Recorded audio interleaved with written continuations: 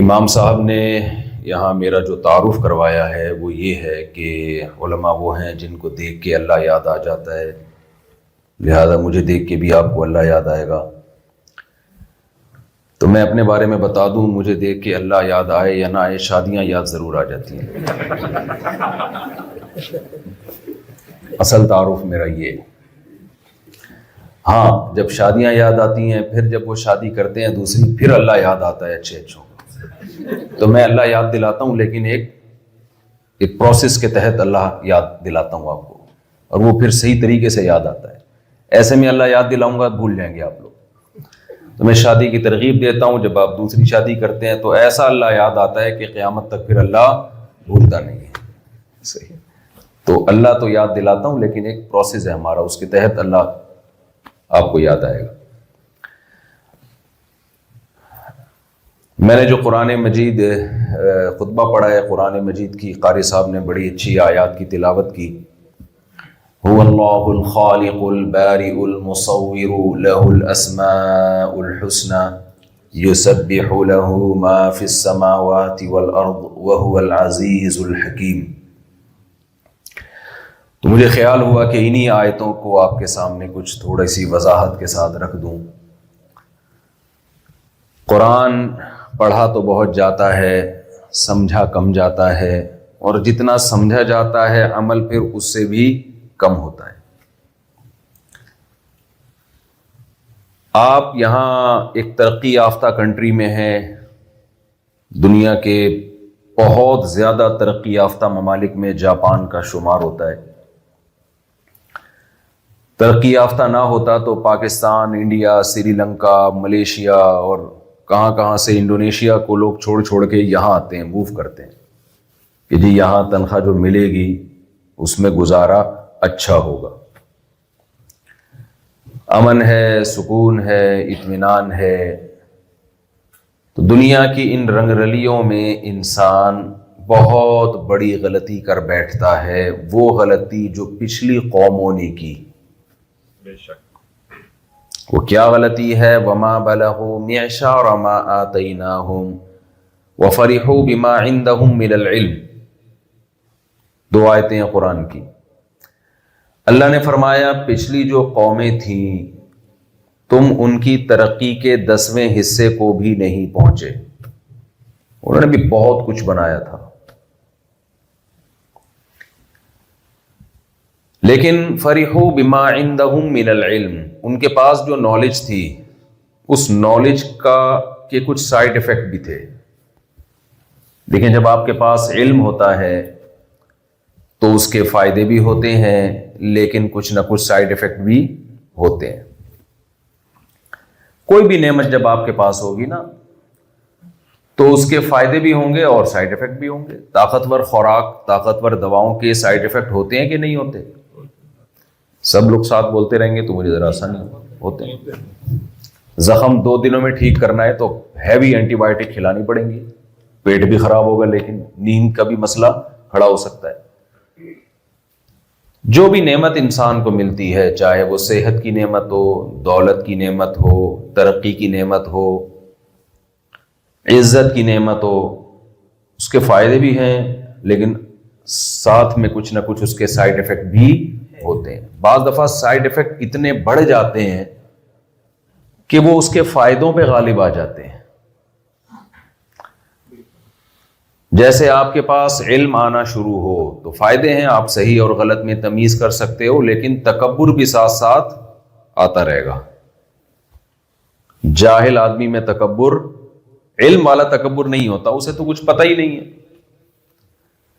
جب آپ کے پاس دولت آتی ہے تو دولت کے بہت سارے فائدے ہیں، آپ کا لائف اسٹائل پرسکون ہو جاتا ہے، آپ اچھا کھا سکتے ہو، اچھا پہن سکتے ہو، اچھی سواری میں گھوم سکتے ہو، رشتہ داری جوڑ سکتے ہو پیسہ خرچ کر کے۔ لیکن ایک ٹینشن یہ ہے کہ جہاں پیسہ آتا ہے وہاں تکبر، اترانا، فخر کرنا، یہ چیزیں ساتھ ساتھ چلی آتی ہیں۔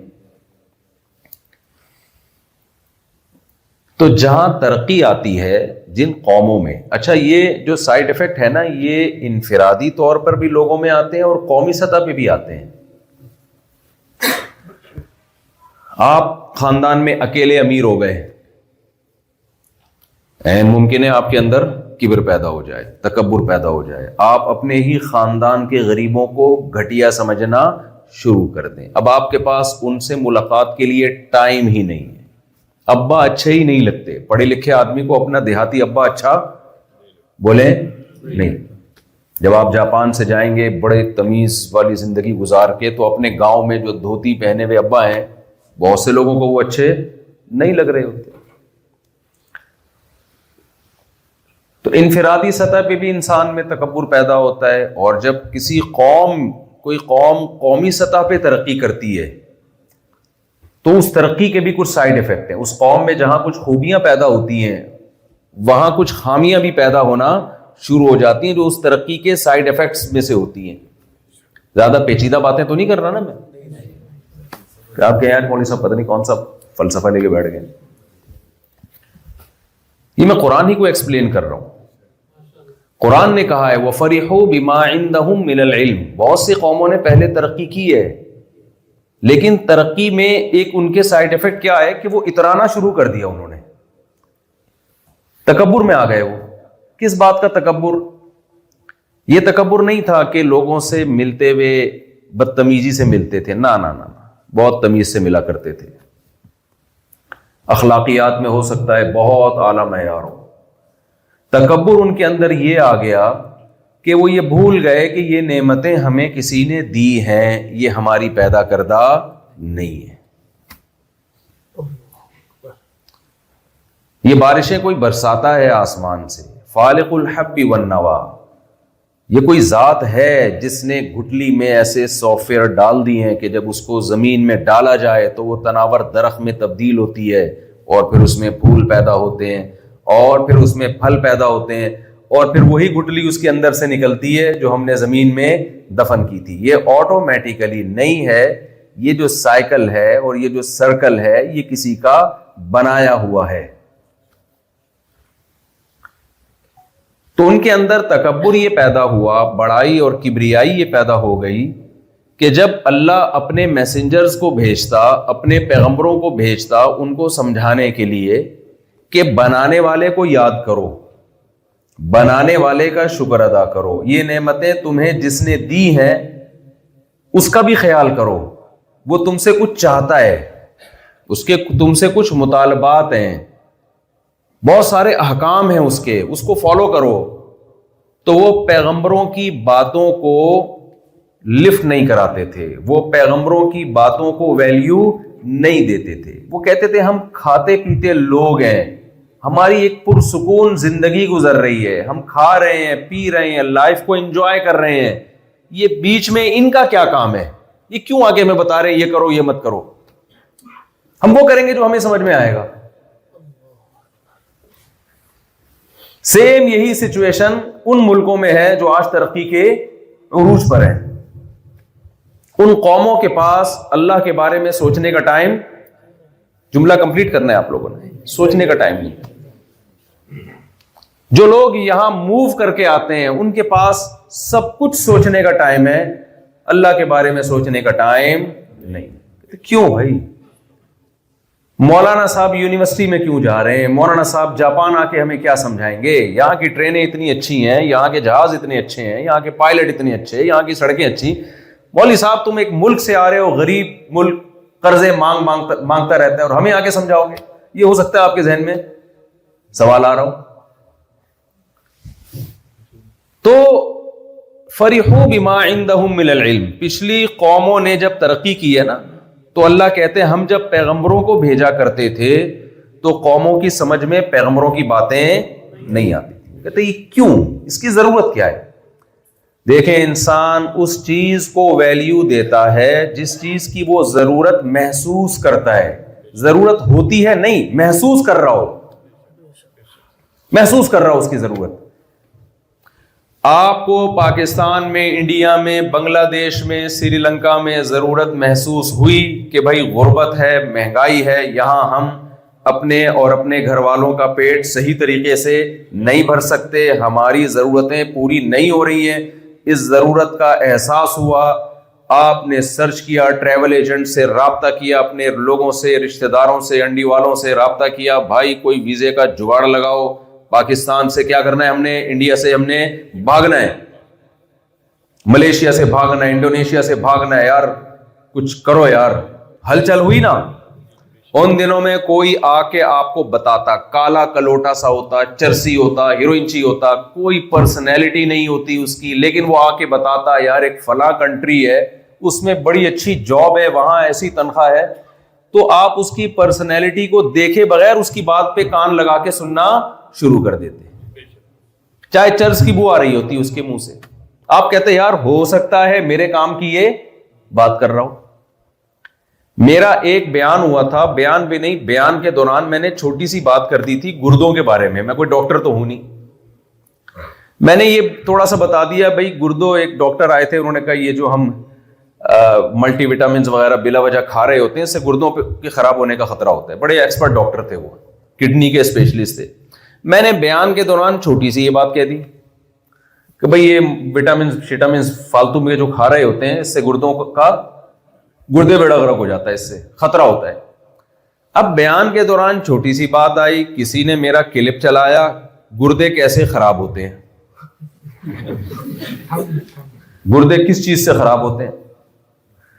وہ کلپ بنا کے چلا, وہ 4-5 ملین تک پہنچ چکا ہے, حالانکہ اس میں کوئی ایسی بات, اس سے زیادہ اچھی تو آپ یوٹیوب پہ سرچ کریں گے اور زیادہ اچھے کلپ مل جائیں گے آپ کو.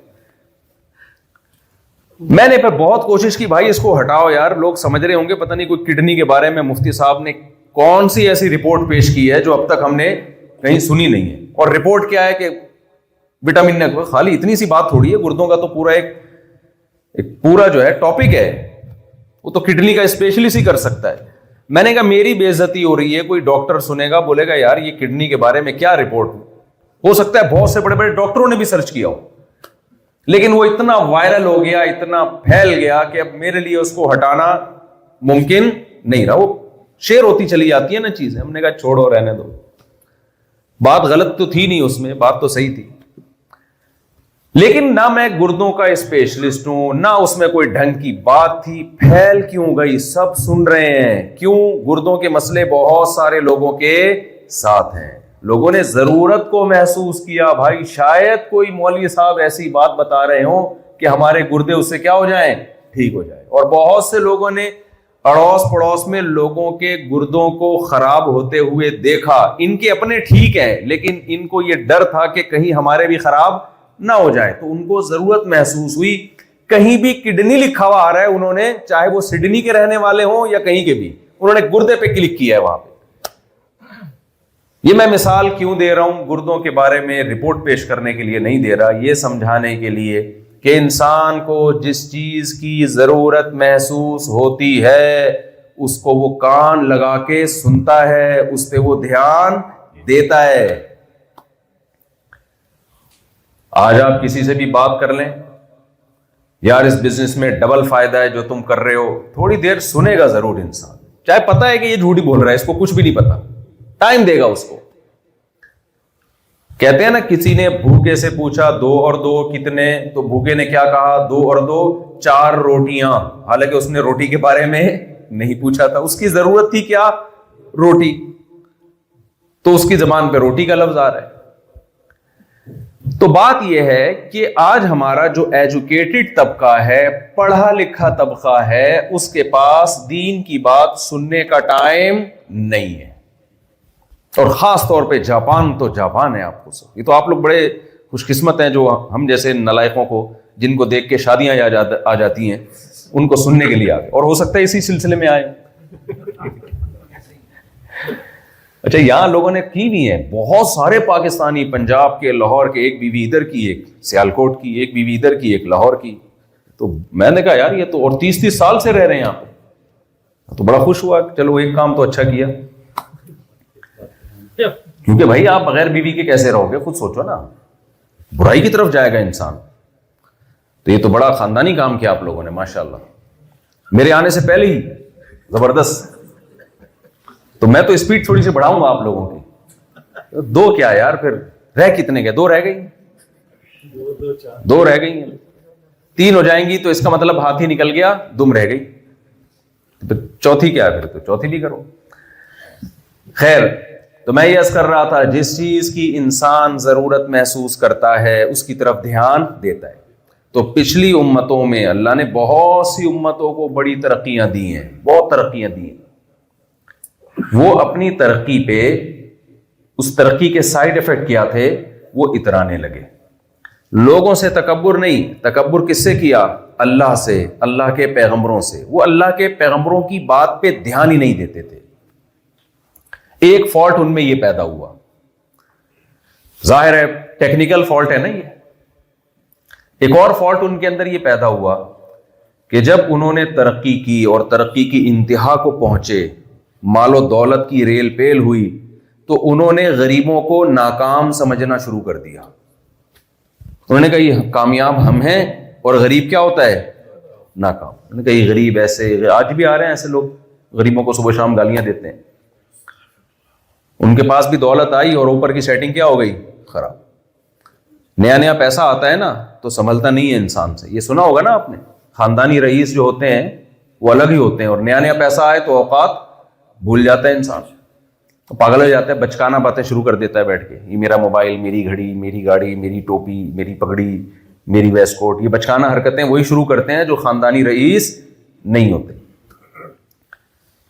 تو ان کے اندر، ان قوموں کے اندر دوسرا ٹیکنیکل قسم کا فالٹ جس کی بس وجہ تکبر ہی تھی، وہ یہ پیدا ہوا کہ جس کے پاس پیسہ نہیں ہے، ترقی نہیں ہے، ان لوگوں نے ان کو ناکام اور گھٹیا اور کمتر سمجھنا شروع کر دیا۔ اس کا نقصان یہ ہوا کہ اکثر پیغمبر دنیا میں غریب آئے ہیں۔ چند پیغمبر تو بڑے مالدار گزرے ہیں، سلیمان علیہ السلام، داؤد علیہ السلام تو بڑے ارب پتی، کروڑ پتی، مالدار پیغمبر تھے، دولت بھی تھی، حکومت بھی تھی، اور لائف اسٹائل بھی بہت لگژری تھا۔ سلیمان علیہ السلام کا بہت زیادہ لگژری لائف اسٹائل تھا۔ یہ اللہ نے اس لیے رکھا تاکہ لوگ یہ نہ سمجھیں کہ جو لگژری لائف اسٹائل ہے تو وہ بے دین ہے۔ اللہ کو اس سے کوئی غرض نہیں ہے کہ آپ دولت مند ہیں یا آپ غریب ہیں، پیسہ ہے تو آپ کا لائف اسٹائل لگژری ہو، اس سے اللہ ناراض نہیں ہوتا۔ اگر ہوتا تو سلیمان علیہ السلام تو اللہ کے پیغمبر تھے نا، اللہ ان سے کہتا آپ نے اتنا عالی شان بنگلہ کیوں بنایا، محل کیوں بنایا، تخت کیوں بنایا؟ اور سلیمان علیہ السلام کی بیویوں کی تعداد بھی بہت زیادہ، 100 بیویاں تو صحیح بخاری کے مطابق آپ کی تھی۔ تو دولت تھی تو دولت نظر بھی آنی چاہیے، لیکن میجورٹی پیغمبروں کی جو تھی وہ امیر ہونے کے بجائے کیا تھی؟ غریب، مسکین، دولت نہیں تھی ان کے پاس۔ اور اللہ نے انہی کو دولت مندوں کے پاس میسنجر بنا کے بھیجا، پیغمبر بنا کے بھیجا۔ ادھر موسیٰ علیہ السلام ہے، کس قدر غربت میں، کس قدر حالت میں، فرعون کے محل میں خوف کی حالت میں پلے بڑھے ہیں کہ ابھی قتل کر سکتا ہے، کل قتل، کیونکہ بنی اسرائیل کے تھے نا، فرعون کو پتہ چل گیا تھا میں نے محل میں جس بچے کو پال پوس کے بڑا کیا ہے وہ ہماری قوم کا نہیں ہے، بلکہ وہ کس کا ہے؟ وہ بنی اسرائیل کا ہے۔ ہر وقت ڈر تھا کہ قتل کر دیں۔ اور اسی اسنا میں موسیٰ علیہ السلام سے کام کیا ہو گیا؟ غلطی سے بندہ مر گیا۔ مشہور واقعہ ہے، موسیٰ علیہ السلام، بنی اسرائیل کا ایک شخص جو تھا وہ فرعونی سے لڑ رہا تھا، موسیٰ علیہ السلام نے فرعونی کو تھپڑ مارا اس نیت سے کہ لڑائی چھڑواؤں میں۔ پاکستان میں تو آپ کو بہت تجربہ ہوگا نا، یہاں تو پولیس آ کے 1 گھنٹہ تمیز سے اول آخر 11 دفعہ درود شریف پڑھتی ہے، پھر وظائف پڑھتی ہے، اس کے بعد سمجھاتی ہے۔ پاکستان میں اتنا ٹائم لوگوں کے پاس نہیں۔ پاکستان میں کوئی کام کر رہا ہے 2 تھپڑ لگاؤ، انسان کا بچہ بن کے کر دے گا۔ اگر سمجھانے بیٹھ گئے تو قیامت تک سمجھاتے رہو گے، سمجھ میں بات نہیں ہے۔ یا پولیس یہ کرتی ہے، آتی ہے، جو رپورٹ ہے جو دیکھ رہے ہیں، سمجھائے گی محبت سے دونوں کو، تمیز سے رہو بھائی، تم جاپان میں آؤ، تم چھانگا مانگا میں یا چیچا وطنی میں یا کراچی لاہور میں تھوڑی ہو تم اس وقت۔ تو موسیٰ علیہ السلام نے ایک تھپڑ لگایا تھا قبطی کو لڑائی چھڑوانے کے لیے، وہ اتنا پاورفل تھپڑ تھا، پیغمبروں میں جسمانی طاقت بہت ہوتی ہے، وہ مری گیا۔ ایک اور ٹینشن حضرت موسیٰ علیہ السلام کے سر پہ، کیس بن گیا قتل کا۔ تو وہاں سے نکلے، مدین گئے، اور مدین میں اکیلے وہاں جا کے بکریاں چرائی ہیں 10 سال۔ تو آپ کیا سمجھتے ہیں؟ اور بکریاں بھی اپنی نہیں تھیں، ملازمت پہ کسی اور کی بکریاں چرائیں، اجرت پہ، تنخواہ پہ، دہاڑی یا تنخواہ جو بھی۔ تو آپ کیا سمجھتے ہیں موسیٰ علیہ السلام نے اس دہاڑی تنخواہ سے جائیدادیں بنا لی ہوں گی؟ ہیں بھائی، لیکن موسیٰ علیہ السلام کو بھی علم نہیں تھا کہ اللہ مجھے کتنا بڑا مقام دینے والا ہے، اور مقابلے میں ہے فرعون جس کے پاس مصر جیسے تہذیب یافتہ کنٹری کی حکومت، بہت مہذب ملک سمجھا جاتا تھا مصر اس وقت، آج تک مصر کی تہذیب زندہ ہے، قائم ہے۔ اور آپ کو پتہ ہے میرے ایک ڈینٹسٹ دوست ہیں، انہوں نے مجھے بتایا کہ یہ جو مصر میں لاشیں نکلی ہیں نا، جو باڈیز ہیں مصریوں کی 4-4 ہزار سال پرانی، ان کے دانتوں میں ڈاکٹروں نے جب تحقیق کی ہے تو پتا چلا یہ لوگ روٹ کنال کیا کرتے تھے دانت اگر خراب ہو جائے۔ روٹ کنال کتنا مشکل کام ہے، ان کے پاس ایسے ڈاکٹر تھے جو دانت خراب ہو جائے تو کیا کریں گے، جڑوں میں سونے کی تاریں گھسی ہوئی ہوتی تھی، یعنی دانت اگر خراب ہو جاتا۔ تو یہ میڈیکل سائنس نے بھی بڑی ترقی کی تھی، اتنے فارغ نہیں تھے جتنے ہم لوگ سمجھتے ہیں، ورنہ بھائی دانت نکال کے لگا دینا روٹ کنال کر کے آپ کو، اور ہم جس کو تجربہ ہے، مجھے تو تجربہ ہے نا، کس قدر مشکل کام ہے یہ۔ تو موسیٰ علیہ السلام مسکین 10 سال بکریاں چرا کے واپس آ رہے ہیں، اللہ موسیٰ علیہ السلام کو بھیج کس کے پاس رہا ہے؟ اس فرعون کے پاس جو ترقی کی انتہا کو پہنچا ہوا تھا، دولت، عزت، شہرت، وفرعون ذی الاوتاد، جس کی سلطنت کے کھونٹے زمین میں گڑ چکے تھے، اتنی مضبوط ریاست تھی۔ لیکن کیا تھا، فرعون کے پاس جب یہ حکومت اور دولت آئی ہے تو اس کی کھوپڑی اوپر کی، اس کی سیٹنگ کیا ہو گئی؟ آؤٹ۔ اب وہ موسیٰ علیہ السلام کی بات سننے کے لیے تیار نہیں۔ جب موسیٰ علیہ السلام نے دعوت دی ہے نا، ہمیشہ غربت کے تانے دیتا تھا، ام انا خیر من ھذا الذی ھو مہین، لوگوں بتاؤ میں بہتر ہوں یا یہ جو ایک غلام قوم میں پیدا ہوئے ہیں؟ ھذہ الانہار تجری من تحتی، یہ میرے محل میں نہریں بہتی ہیں۔ آج بڑے سے بڑے بنگلے میں کیا سوئمنگ پول بنا لے گا نا، نہریں اب بھی نہیں ہوتی۔ اس وقت فرعون کے پاس جو محل تھے اس میں چشموں کا راستہ فرعون کے محل سے گزر کے جایا کرتا تھا۔ کہتے ھذہ الانہار تجری من تحتی، یہ نہریں ہیں جو میرے محل میں سے بہتی ہیں۔ اور موسیٰ کے پاس تو نہ سونے کا کنگن، نہ کچھ بھی نہیں ہے موسیٰ کے پاس۔ ام انا خیرون، یہ اس بات کی دلیل ہے کہ موسیٰ سے بہتر کون ہے؟ بولے نا یار آپ لوگ تو بالکل چپ، بالکل ماحول ہی نہیں ہے۔ وہ موسیٰ سے بہتر کون ہے؟ میں ہوں، میری گاڑی، میرا بنگلہ، میری گھڑی، آئی فون، میری تنخواہ، بحریہ ٹاؤن، یہ ساری باتیں ہم سے پہلے فرعون یہ کر چکا ہے، یہ منجن بک چکا ہے بہت پہلے۔ موسیٰ علیہ السلام کے پاس فخر کرنے کے لیے کوئی چیز پیش کرنے کی نہیں تھی۔ ایک دفعہ بھی موسیٰ علیہ السلام نے نہیں کہا کہ فرعون تیری گاڑی تو میری گاڑی دیکھ، کہیں بھی نہیں ہے، تھی نہیں، کچھ سواری نہیں تھی اس زمانے کی گاڑی، جو بھی گدھا ہی تھا اس زمانے میں، گھوڑا ہوگا، اونٹ ہوگا، شاہی سواری ہوگی۔ وہ کہہ رہے ھذہ الانہار تجری من تحتی، یہ میرا محل ہے اور اس کے نیچے نہریں بہتی ہیں۔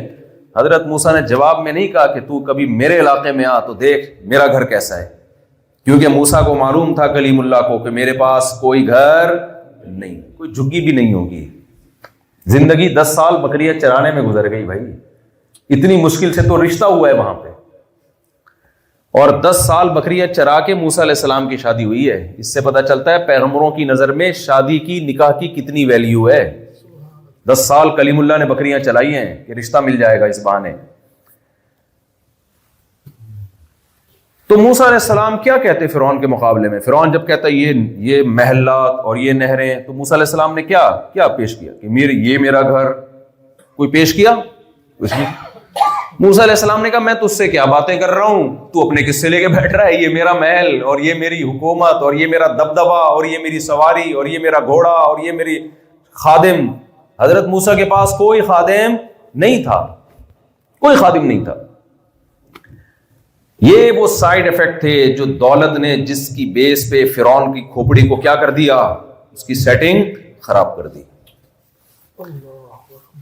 وہ یہ نہیں دیکھ رہا کہ یہ موسیٰ خدا کے پیغمبر ہیں اور ان کے پیغمبر ہونے پر اللہ نے بہت سے دلائل قائم کر دیے ہیں، لیکن وہ دلائل میں غور کرنے کے لیے بھی تیار نہیں ہے۔ جیسے آج نہیں تیار لوگ سید الانبیاء صلی اللہ علیہ وسلم کے بارے میں غور کرنے کے لیے۔ کتنا بڑا دعویٰ کیا نا محمد صلی اللہ علیہ وسلم نے، ارسلت الی کافۃ للناس بشیرا۔ ایک یتیم پیغمبر جس کی ولادت سے پہلے باپ فوت ہو چکے ہوں، جو لکھنا پڑھنا نہیں جانتے، مکہ کے ایک گاؤں، یعنی ایک گاؤں زدہ شہر تھا وہ، وہاں پیدا ہوئے ہوں اور ایجوکیشن سے دور قوم، وہ دعویٰ یہ کر رہے ہیں کہ میں ساری دنیا کے سارے انسانوں کے لیے پیغمبر ہوں، اللہ کا پیغام لے کر آیا ہوں، اور ساری دنیا کے سارے انسان جب تک مجھے فالو نہیں کریں گے وہ کامیاب نہیں ہو سکتے۔ یہ دعویٰ یا تو کوئی دیوانہ کر سکتا ہے یا وہی کر سکتا ہے جو واقعی اللہ کا پیغمبر ہو۔ اتنا بڑا دعویٰ یا تو 100% جھوٹ ہے، معاذ اللہ، نقل کفر نباشت، اور اگر سچا ہے تو یہ چھوٹا دعویٰ نہیں ہے، اس سے بڑا دعویٰ اس دنیا میں آج تک کسی نے نہیں کیا۔ دنیا میں کوئی شخص ایسا نہیں گزرا جو یہ کہتا ہو کہ جب تک مجھے فالو نہیں کرو گے آپ کامیاب نہیں ہو سکتے۔ اور دعویٰ کہاں کیا جا رہا ہے؟ ایک ایسی سرزمین میں جہاں 4 آدمی بھی آپ پر ایمان نہیں لے کر آئے۔ حضرت حکیم اختر صاحب رحمہ اللہ تعالیٰ، بڑے اللہ والے بزرگ گزرے ہیں، بڑی پیاری بات کیا کرتے تھے کہ علوم نبوت یہ دلیل نبوت ہیں۔ علوم نبوت جو ہے نا، نبی کے جو علوم ہے نا، نبی کی جو باتیں ہیں، یہی آپ کے نبی ہونے کی سب سے بڑی دلیل۔ اتنا کانفیڈنس ہو نہیں سکتا کسی جھوٹے پیغمبر میں، ہو نہیں سکتا، ناممکن ہے۔ اس وقت یہ دعویٰ کیا جا رہا ہے کہ جب کوئی سننے کے لیے تیار نہیں، اور آپ کہہ رہے ہیں تم مکہ تو دور کی بات، قیامت تک آنے والے تمام انسانوں کے لیے، کالے گورے، مرد عورت، غلام مالک، جاپان والے، فرانس والے، امریکہ والے، سویڈن والے، ڈنمارک والے، پاکستان والے، انڈیا والے، بنگلہ دیش والے، ساری دنیا کے سارے انسانوں کی نجات صرف اور صرف اس پیغام میں ہے جو میں لے کر آیا ہوں۔ آپ بتاؤ اس سے بڑا دعویٰ دنیا میں کسی نے کیا ہوگا؟ کوئی اسکالر یہ دعویٰ کر سکتا ہے؟ بہت ہی پڑھا لکھا سائنسدان ہو،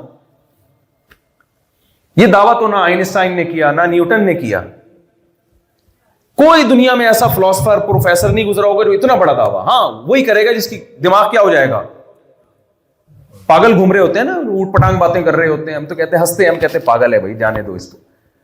جیسے بڑے بڑے دعوے کرتے ہیں نا ہیروئن جی، ایک ہیروئن جی سے پوچھا نا کہ ہم نے سنا ہے کہ تم اپنے آپ کو یہ سمجھتے ہو کہ ہم چاند پہ پہنچ چکے ہیں، جب پیتے ہیں تو تم یہ دعویٰ کرتے ہو کہ ہم کہاں ہیں؟ جب تم پیتے ہو تو پی کے تم یہ دعویٰ کرتے ہو کہ ہم زمین پہ نہیں ہیں، ہم کہاں ہیں؟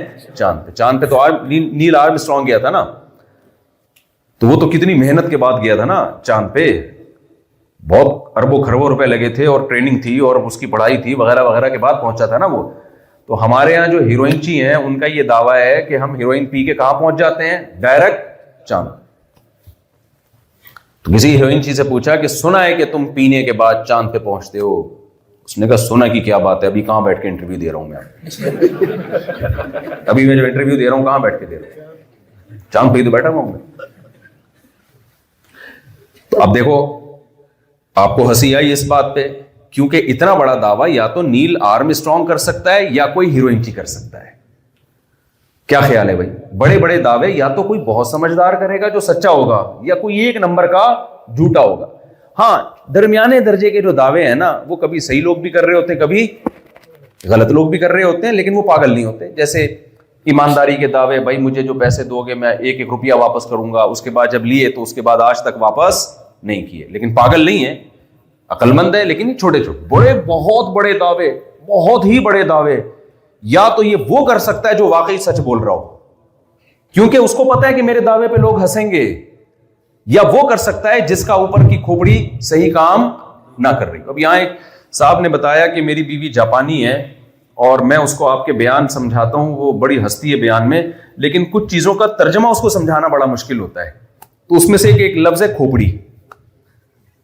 کہہ رہے ہیں جب میں کھوپڑی کا ترجمہ جیپنیز میں سر سے کرتا ہوں تو وہ بات بنتی نہیں ہے، تو کچھ اردو کے لفظ ہیں وہ کسی زبان میں کوئی مائی کا لال اس کا ترجمہ، جیسے پنجابی میں کچھ گالیاں ایسی ہیں کہ ان کا ترجمہ کر کے گالی کا مقصد ہی ختم ہو جائے گا۔ یہاں کسی جاپانی سے پڑھا ہوا کسی پنجابی بھائی کا، وہ کہتے ہیں اس نے اس کو کوئی والدہ اور سسٹر کی گالیاں دینا شروع کر دی، تو جاپانی نے اس کا ترجمہ پوچھا کہ کیا مطلب ہے، تو اس نے کہا بھائی، پھر جاپانی نے بولا بھائی غلطی میری ہے تو میری سسٹر کو برا بلا کیوں کہہ رہے ہو تم؟ اس کی سمجھ میں نہیں آئی نہیں رہا تھا، کہہ رہے میری سسٹر تو اپنی لائف کو انجوائے کر رہی ہے، اس کا تو کوئی لینا نہیں، اس کو بہت مشکل ہو گیا سنبھالنا جو ہے نا۔ تو اتنے بڑے بڑے دعوے وہی شخص کر سکتا ہے جو یا تو سچا ہو یا اس کا دماغ کام نہ کر رہا ہو.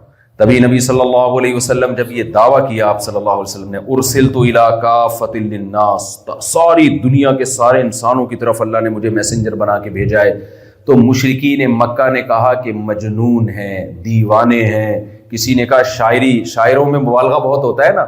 شاعر لوگ آپ کو پتہ ہے ایک اکثر، سارے نہیں، اکثر پھیکو ہوتے ہیں، ایسے بڑے بڑے دعوے کر رہے ہوتے ہیں، چاند سے میں تمہارے لیے آسمان سے ستارے توڑ کے لے آؤں گا. 5 روپے 50 روپے کا بیلنس ڈالنے کے پیسے محبوبہ کے لیے ان کے پاس نہیں ہوتے. باتیں کیا کریں گے، آسمان سے تمہارے لیے ستارے توڑ کے لاؤں گا. تو محبوبہ کہتی ہے، وہ متاثر ہو جاتی ہے محبوبہ، حالانکہ وہ محبوبہ کو متاثر نہیں ہونا چاہیے، اس کو چاہیے تو 50 روپے کا بیلنس ڈال دے، ستارے میں اس سے خود خرید لوں گی. بڑے بڑے دعوے. لیکن محمد صلی اللہ علیہ وسلم کو وہ کیا کہتے تھے؟ کبھی کہتے تھے دیوانے ہیں، کبھی کہتے تھے جادوگر ہیں. جادوگر کیوں کہتے تھے؟ کسی بھی دیوانے کو کوئی بھی سمجھدار آدمی فالو نہیں کرتا. کسی پاگل کے پیچھے آپ نے دیکھا کہ کچھ، ہمارے ہاں تو ایسے بہت ہیں الحمدللہ، ایسے پاگل ہیں جن کو بڑے بڑے سمجھدار لوگ فالو کر رہے ہیں، لیکن نارملی ایسا ہوتا نہیں ہے. پاکستان میں جو جتنا بڑا پاگل ہوگا نا روحانیت کے نام پہ، وہ اتنا فیمس ہو جائے گا. جن چڑیل بھوت بھگانے والے ایک بھی نارمل نہیں ہوتے، خوب سمجھ لو. یہ سارے پاگل ہوتے ہیں. کچھ پاگل ہوتے ہیں، کچھ پاگل بنا رہے ہوتے ہیں. پاگل ہوتے نہیں، یہ عملیات کرتے ہیں نا روحانی عامل لوگ. یہاں آپ لوگ جاپان میں خدا کا واسطہ کسی تعویذ گنڈے والے کو، روحانی عامل کو گھسنے نہیں دینا. عزم کرو سب مل کے نا، بیعت کرو آپس میں، ورنہ میں یقین سے کہوں یہاں جنات بھی آئیں گے، چڑیلے بھی آئیں گی، بھوت بھی آئیں گے. یہ بتاؤں میں آپ، ابھی تک میں نے کوئی رپورٹ نہیں سنی کسی جاپانی پہ کوئی جن بھوت چڑیل جادو جٹھانی نے یہ کر دیا. ان کی تو جٹھانیاں ہوتی بھی نہیں ہے، لیکن یہ کر دیا، فلانی نے یہ کر دیا، یہ کر دیا، نہیں ہے رپورٹ. آپ کے ساتھ ذرا سا نفسیاتی مسئلہ ہوا، ڈاکٹر کے پاس جانے کے بجائے اگر آپ نے پاکستان سے بلوا لیا نا کہ بڑے بزرگ ہیں وہ روحانی علاج کرتے ہیں، بلوا لیا، تو میں ریٹن آپ کو لکھ کے سائن کر کے چلا جانے کے لیے تیار ہوں کہ یا جاپان میں جیپنیز کم ہوں گے، جن چڑیل بھوت یہ زیادہ ہوں گے. یہ بتا دوں میں آپ، ان کی لیبارٹریوں میں بھی جن گھسیں گے. دیکھنا آپ، یہ جب سیارہ بھیجیں گے نا خلا میں پھٹ جائے گا تو جیپنیز پتہ ہے کیا کہیں گے؟ ابھی جب ان کا کوئی حادثہ ہوتا ہے تو سارے ماہرین مل کے بیٹھتے ہیں کہ فالٹ کیا تھا، اس فالٹ کو دور کرتے ہیں. لیکن جب روحانی عامل یہاں آ گئے نا پاکستان سے اور انڈیا سے، تو پھر یہ کہیں گے یہ جو اوپر جہاز گیا ہے نا، اصل میں یہ کوئی آسیب ہے اس کے اوپر، بالکل ٹھیک تھا، فٹ فاٹ تھا، بٹن دبایا اوپر گیا، دھم سے جا کے پھٹ گیا. تو یہ کوئی لگتا ہے کہ کسی نے کچھ کر دیا ہے. پھر کوئی ان کو بتائے گا یہ چیز اتنی دفعہ ہو، یوں کر کے پڑھو، پھر یہ چیز اتنی دفعہ 331.5 دفعہ یوں پڑھو، 631 دفعہ یہ پڑھو. بھائی 31 30 کہاں سے یہ عدد لے کر آ رہا ہے؟ کوئی پوچھنے والا نہیں ہے. تو ان لوگوں کو مت آنے دو، یہاں پہ برباد کر دیں گے. تو خیر، تو محمد صلی اللہ علیہ وسلم نے اتنا بڑا دعویٰ کر دیا، اتنا بڑا دعویٰ نہ لکھنا. یہ دعویٰ کوئی چلو اسکالر کرتا، کوئی یونیورسٹی میں پڑھا ہوا کرتا، وہ کہتا ہے میرے پاس ایک ایسا نظام ہے جو انسانیت کی نجات کا واحد راستہ ہے، تو بھی ہم کہتے ہیں بھائی تھوڑا پڑھ لکھ کے، تھوڑا کیا ہو گیا، جیسے کچھ لوگ پڑھ لکھ لیتے ہیں نا زیادہ، تو اوپر کی سیٹنگ ان کی بھی کیا ہو جاتی ہے، آؤٹ ہو جاتی ہے. ہر چیز کو بالکل ٹیکنیکل. تو وہ جیسے ہمارے یہاں بعض ماہر نفسیات ہیں، سب نہیں، وہ نفسیات اتنا زیادہ پڑھ لیتے ہیں کہ وہ ہر ایک کو نفسیاتی مریض سمجھنا شروع کر دیتے ہیں.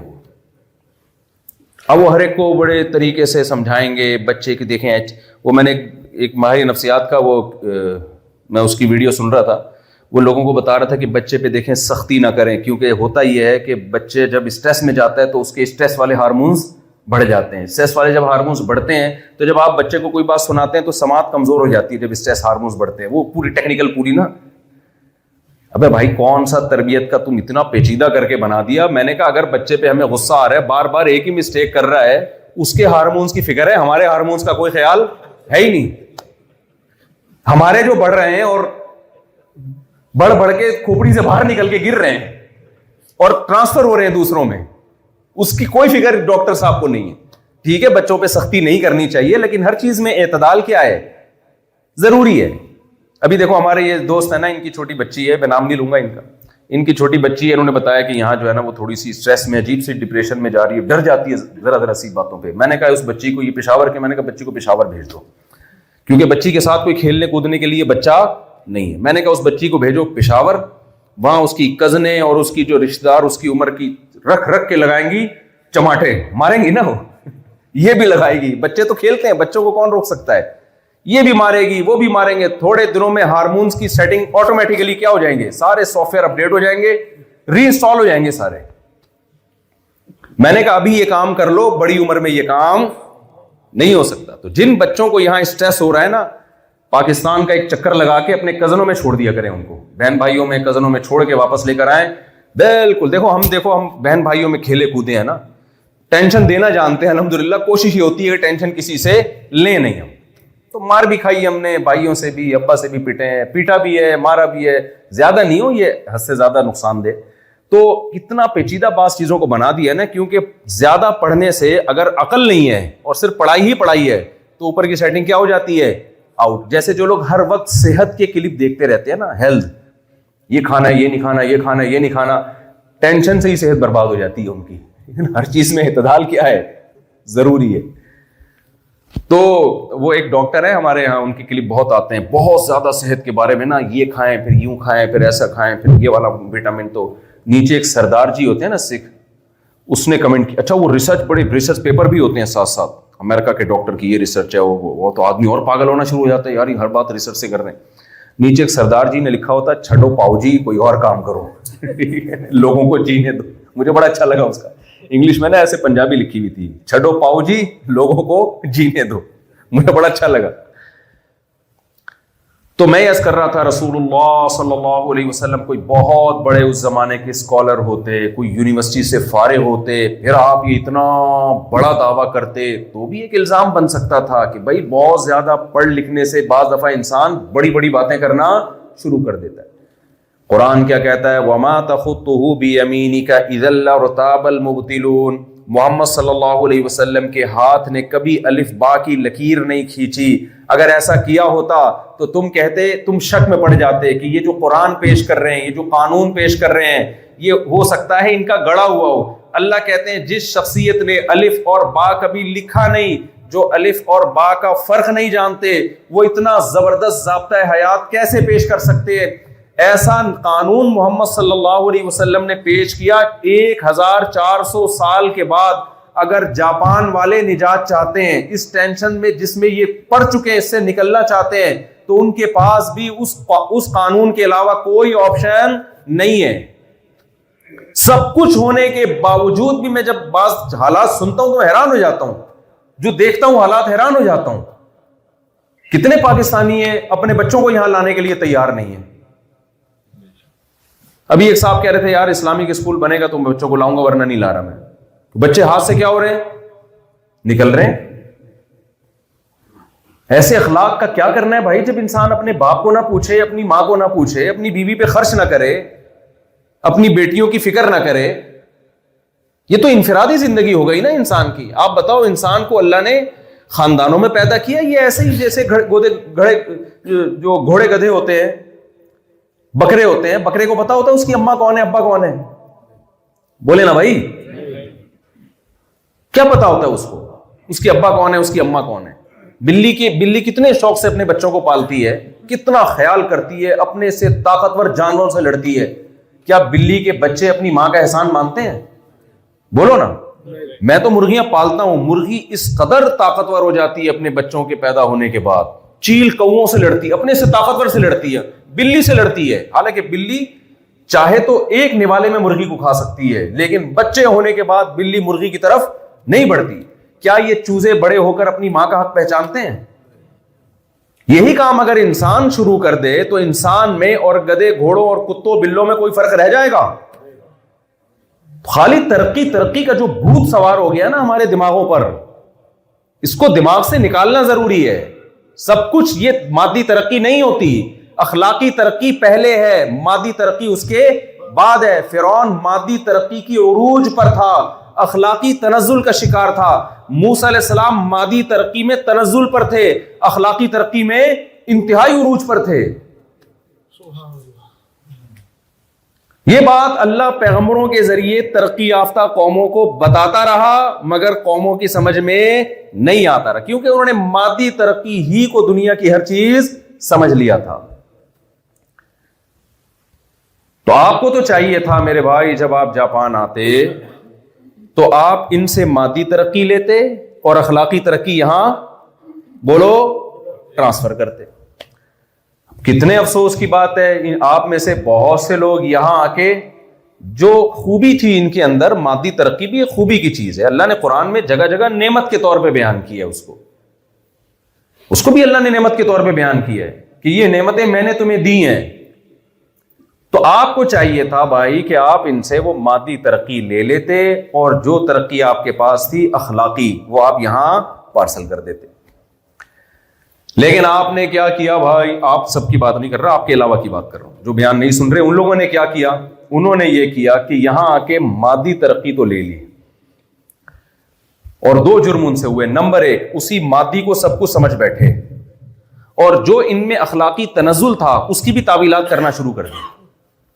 میں تو سیکولر اور لبرل لوگوں سے جب ملتا ہوں نا، میں جب بتاتا ہوں یار ایسے اخلاق کا کیا کرنا ہے جس میں انسان اپنے باپ کو چھوڑ کے 18 سال کی عمر میں چلا جائے، کیا کرنا ہے ایسے اخلاق، تو بجائے اس کے کہ وہ اس جرم کو جرم مانے، وہ کہتے ہیں او بھائی یہ تمہارے بکھیڑے ہیں، یہ پاکستانیوں کے ابا اماں بہو ساس، یہ اس ٹینشنوں سے کیا ہو چکے ہیں، آزاد، یہ ان ٹینشنوں سے کیا ہیں، آزاد۔ تبھی ان کے یہاں جھگڑا نہیں ہوتا، یہ گرل فرینڈ بوائے فرینڈ کی لائف ہے، جھگڑا نہیں ہوتا۔ تم لوگ کے بیویوں کے مسئلے ہیں، ساسوں کے مسئلے ہیں، سالہ تو نام ہی سالے کا سالہ ہے، اور کیا بولے آدمی اس کو، سالے کو، اس کا تو نام کسی نے سوچ سمجھ کے سالہ رکھا ہے، ایسے ہی تھوڑی رکھ دیا۔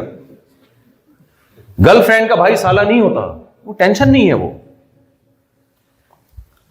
تو ہمارا جو سیکولر اور لبرل طبقہ ہے نا، وہ ان کی خوبی کو تو خوبی کہتا ہے، لیکن ایسا ذہنی غلام بن چکا ہے کہ ان کی خامی کو بھی کیا کر رہا ہے، خوبی بنا کے پیش کر رہا ہے۔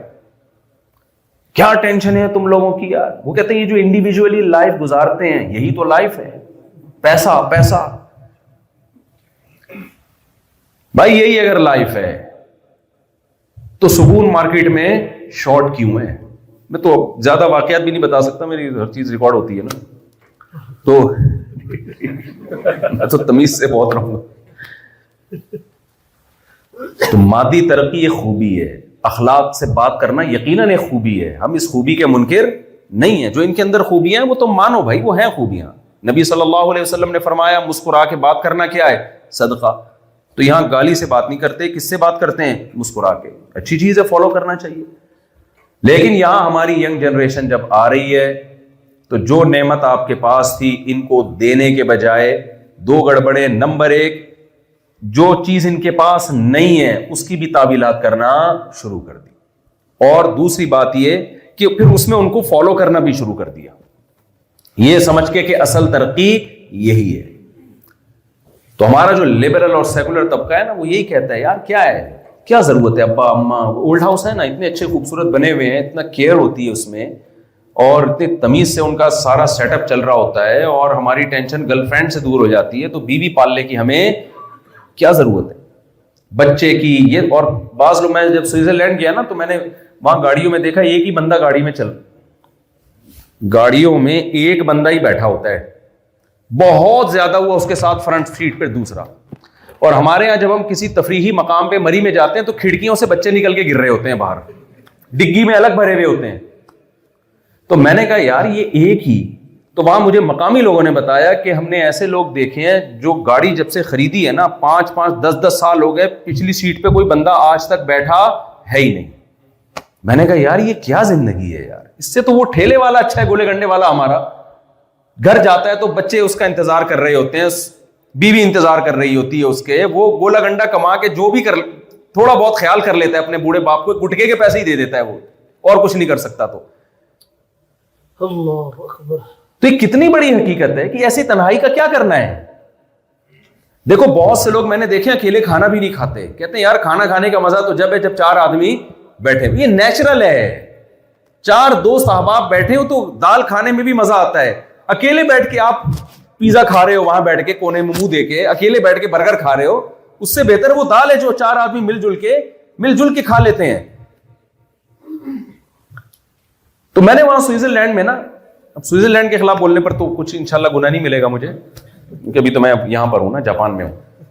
تو سوئٹزرلینڈ میں اب میں نے کیا دیکھا، پھر ہم لوگ وہاں گئے تو پتا چلا کہ اتنی بہترین جگہ جس پہ دنیا کہتی ہے دنیا کی جنت ہے وہ، لیکن رہنے والے جنت میں نہیں ہے. اتنی خودکشیاں کہ گورنمنٹ تنگ آ گئی ہے، گورنمنٹ نے تنگ آ کے خودکشی کو لیگل کر دیا ہے. یہ میں ان نوجوانوں سے خطاب کر رہا ہوں، خاص طور پہ جو شراب کباب کی طرف، جن کا دماغ روزانہ دل چاہتا ہے کہ ہم بھی کبھی نائٹ کلب میں جائیں، کسی جاپانی کو گرل فرینڈ بنائیں. رنگ رلیوں پہ زمانے کی نہ جانا اے دل، یہ خزاں ہے جو بانداز بہار آئی ہے. بعض دفعہ خزاں آتی ہے، اسٹائل بہار والا ہوتا ہے. بعض دفعہ دشمن آتا ہے، اسٹائل کس طرح دوستوں والا ہوتا ہے، پسٹل چھپائی بھی ہوتی ہے. اور جو دوست کے اسٹائل میں دشمن آئے وہ بہت زیادہ خطرناک ہوتا ہے.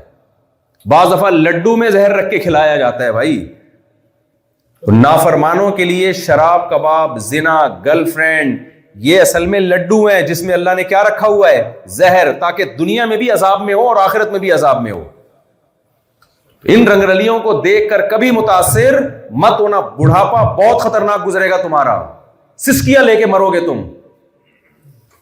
میں اپنی مسجد میں دیکھتا ہوں بوڑھوں کو، آتے ہیں ہاتھ میں تسبیح ہوتی ہے، نماز پڑھ رہے ہیں، تلاوت کر رہے ہیں، اتنا اچھا لگتا ہے ان کو دیکھ کے. اور کچھ ایسے بھی بوڑھے ہیں 24 گھنٹے ٹی وی کے آگے بیٹھے رہتے ہیں، پاؤں قبر میں لٹک رہے ہیں، مگر ٹی وی دیکھے بغیر ان کو سکون نہیں ملتا. تو بتاؤ وہ سکون میں، یہ وہ جو مسجد میں آ کے اللہ اللہ کر رہا ہے. ہمارے محلے میں ایک بزرگ تھے، عمر 80 سال ہو گئی ہوگی، ان کو کینسر ہوا، ڈاکٹر نے کہا کہ 1 سال کے اندر آپ کی ڈیتھ ہو جائے گی. تبلیغی جماعت کے، اچھا تبلیغ میں گئے کیسے؟ وہ اپنا واقعہ خود سنایا کرتے تھے، مجھ سے بڑی محبت کرتے تھے، اللہ ان کی مغفرت کرے. وہ کہیں سینما گھر میں نا فلم دیکھ کے آ رہے تھے، اپنے بچپن کا واقعہ بتا رہے. میری عمر 15-20 سال تھی، کراچی میں بڑے بڑے سینما ہیں، تو سینما گھر میں فلم دیکھ کے آ رہا، تو کہتے اب مجھے خطرہ تھا کہ میں جب گھر جاؤں گا تو ابا سے پٹوں گا. میں ابا سے کیا ہوگا؟ پٹوں گا. تو کہہ رہے ہیں میں نے سوچا کہ اچھا بہانہ ہے کہ مدنی مسجد چلے جاؤ، تبلیغی مرکز. تبلیغی مرکز میں آدمی جو نور ہے نا تھوڑا سا پیدا ہو جاتا ہے، ایک رات گزارنے کے بعد تھوڑا سا چہرہ نورانی ہو جاتا ہے، جو گناہ کیے ہوتے ہیں ان کی کالک تھوڑی سی ختم ہو جاتی ہے. کہتے ہوئے آج چلا گیا تو ایک تبلیغ کے بزرگ مل گئے. انہوں نے پوچھا بیٹا کہاں سے آ رہے ہو؟ میں نے بتایا جی فلم دیکھ کے آ رہا ہوں. یہاں کیسے آنا ہوا؟ ابا ماریں گے، کہاں تھا؟ تو کوئی بہانہ کرنا ہے. کہہ رہے ان بزرگ نے مجھے بڑا اکرام کیا، بہت محبت دی، بہت تمیز سے محبت سے مجھے سمجھایا، اور بالآخر سہ روزے کی جماعت میں نکال دی. پھر ان کا بڑا وقت تبلیغ میں لگا، اللہ نے ان کو پلٹ دیا. سارے بیٹے ان کے داڑھی ماشاءاللہ، پوتے نواسے حافظ، اللہ نے اولاد بھی دی، پوتے نواسے بھی. تو یہ تو جوانی کا واقعہ تھا ان کا. اب بڑھاپے میں ان کی زندگی بڑی اچھی ماشاءاللہ گزر رہی، بچے بڑے خدمت گزار. ڈاکٹر نے ان سے کہہ دیا کہ بھائی 1 سال ہے آپ کا اور آپ کی ڈیتھ ہو جائے گی. میں نے ان کے چہرے پر ایک سلوٹ نہیں دیکھی. موت کی خبر سن کے اچھوں کے ہوش اڑ جاتے ہیں. انہوں نے کہا اپنے بیٹوں سے کہ دیکھو اب یہ میرا آخری رمضان ہے. جو رمضان آیا نا ان کا آخری تھا، ان کو یقین تھا میرا آخری رمضان ہے. تو بچوں دیکھو میں چاہتا ہوں اب آخری رمضان ہے تو لوگ 10 دن کا اعتکاف کرتے ہیں، میں پورے مہینے کا اعتکاف کروں گا. اب میں چاہتا ہوں یہ میرا ٹائم آخر میں کہاں اللہ اللہ کر کے گزرے. حالانکہ ان کے پاس تنہائی دور کرنے کے لیے ان کو روبوٹ کی ضرورت بولو نہیں، رینٹ بندہ کی ضرورت. اب پتہ نہیں یہاں جیپنیز میں اس کو کیا کہتے ہیں، رینٹ کار ہوتی ہے نا، تو رینٹ بندہ بھی ہوتا ہے، بندوں کی ضرورت نہیں. ہم نے یورپ میں دیکھا کسی بوڑھے کے ساتھ بیٹھ کے 4 منٹ بات کر لینا اس کا دل باغ باغ ہو جاتا ہے، وہ چاہتا ہے یار پیسے لے لو بیٹھو بات کرو. ان کے پاس گپ شپ لگانے کے لیے بیٹے بیٹیوں کی کمی نہیں ہے، پوتے پوتیوں کی کمی نہیں ہے، بہوؤں دامادوں کی کمی نہیں ہے. کیا کہہ رہے ہیں بھائی مجھے کہاں لے کے جاؤ؟ مسجد میں. کہہ رہے ہیں لوگ 10 دن کا اعتکاف کرتے ہیں، میں 1 مہینے کا اعتکاف کروں گا. میں چاہتا ہوں میرا آخری رمضان اچھا گزرے. تو میں تو کہ اس مسجد کا امام ہوں جس مسجد میں انہوں نے اعتکاف کیا. تو میں ان کو دیکھتا تھا، ان کے بچے صبح سحری لے کے آ رہے ہیں، شام کو افطاری لے کے آ رہے ہیں، اللہ اللہ کر رہے ہیں، اور اتنے خوش مزاج، اتنی سکون کی زندگی ان کی، اور اس پہ خوش ہیں کہ چلو آخری رمضان میرا زندگی کا. ابے بھائی آخری بولتے ہوئے آپ کی روح کانپتی نہیں ہے؟ تھر تھر آدمی کام نہیں لگتا؟ آج آپ کو کوئی لڈو کھلائے، آپ خوش ہوں گے جی مفتی صاحب کراچی سے رسگلہ لے کر آئے ہیں, میں ان کے لیے مٹھائی لے کر آیا ہوں کراچی سے نا. لیکن میں بتا دوں یہ آپ جب رسگلہ دیکھ رہے ہو خوش خوش کھا رہے ہو, میں کہوں یہ آپ کی زندگی کا آخری لڈو ہے. اب بتاؤ کریلے سے زیادہ کڑواہٹ اس لڈو میں آئے گی کہ نہیں آئے گی؟ آپ بولو گے مفتی صاحب کریلے کا لڈو کھلا دیتے کڑوا, یہ نہ کہتے کہ یہ آخری ہے, وہ آرام سے گلے میں اتر جاتا. لیکن یہ جو آخری کا لفظ آپ نے استعمال کیا یہ بہت ڈینجرس ہے. اب لڈو میں لڈو پن ختم ہو گیا, تو یہ کریلے سے زیادہ کڑوا ہے میرے لیے. ان کو پتا تھا یہ میرا آخری رمضان ہے, تو انہوں نے کہا بھائی اللہ نے پہلے بتا دیا کہ مرنے والا ہوں, تو یہ آخری رمضان کہاں گزاروں گا؟ مسجد میں. تو یہ وہ بوڑھے ہیں جن کی جوانی اچھے کاموں میں گزری, ان کو بڑھاپے میں تنہائی دور کرنے کے لیے انسانوں کو بھی لفٹ کرانے کے لیے یہ تیار نہیں ہوتے. یہ کس کے لا لگائی ہوئی ہے؟ اللہ سے.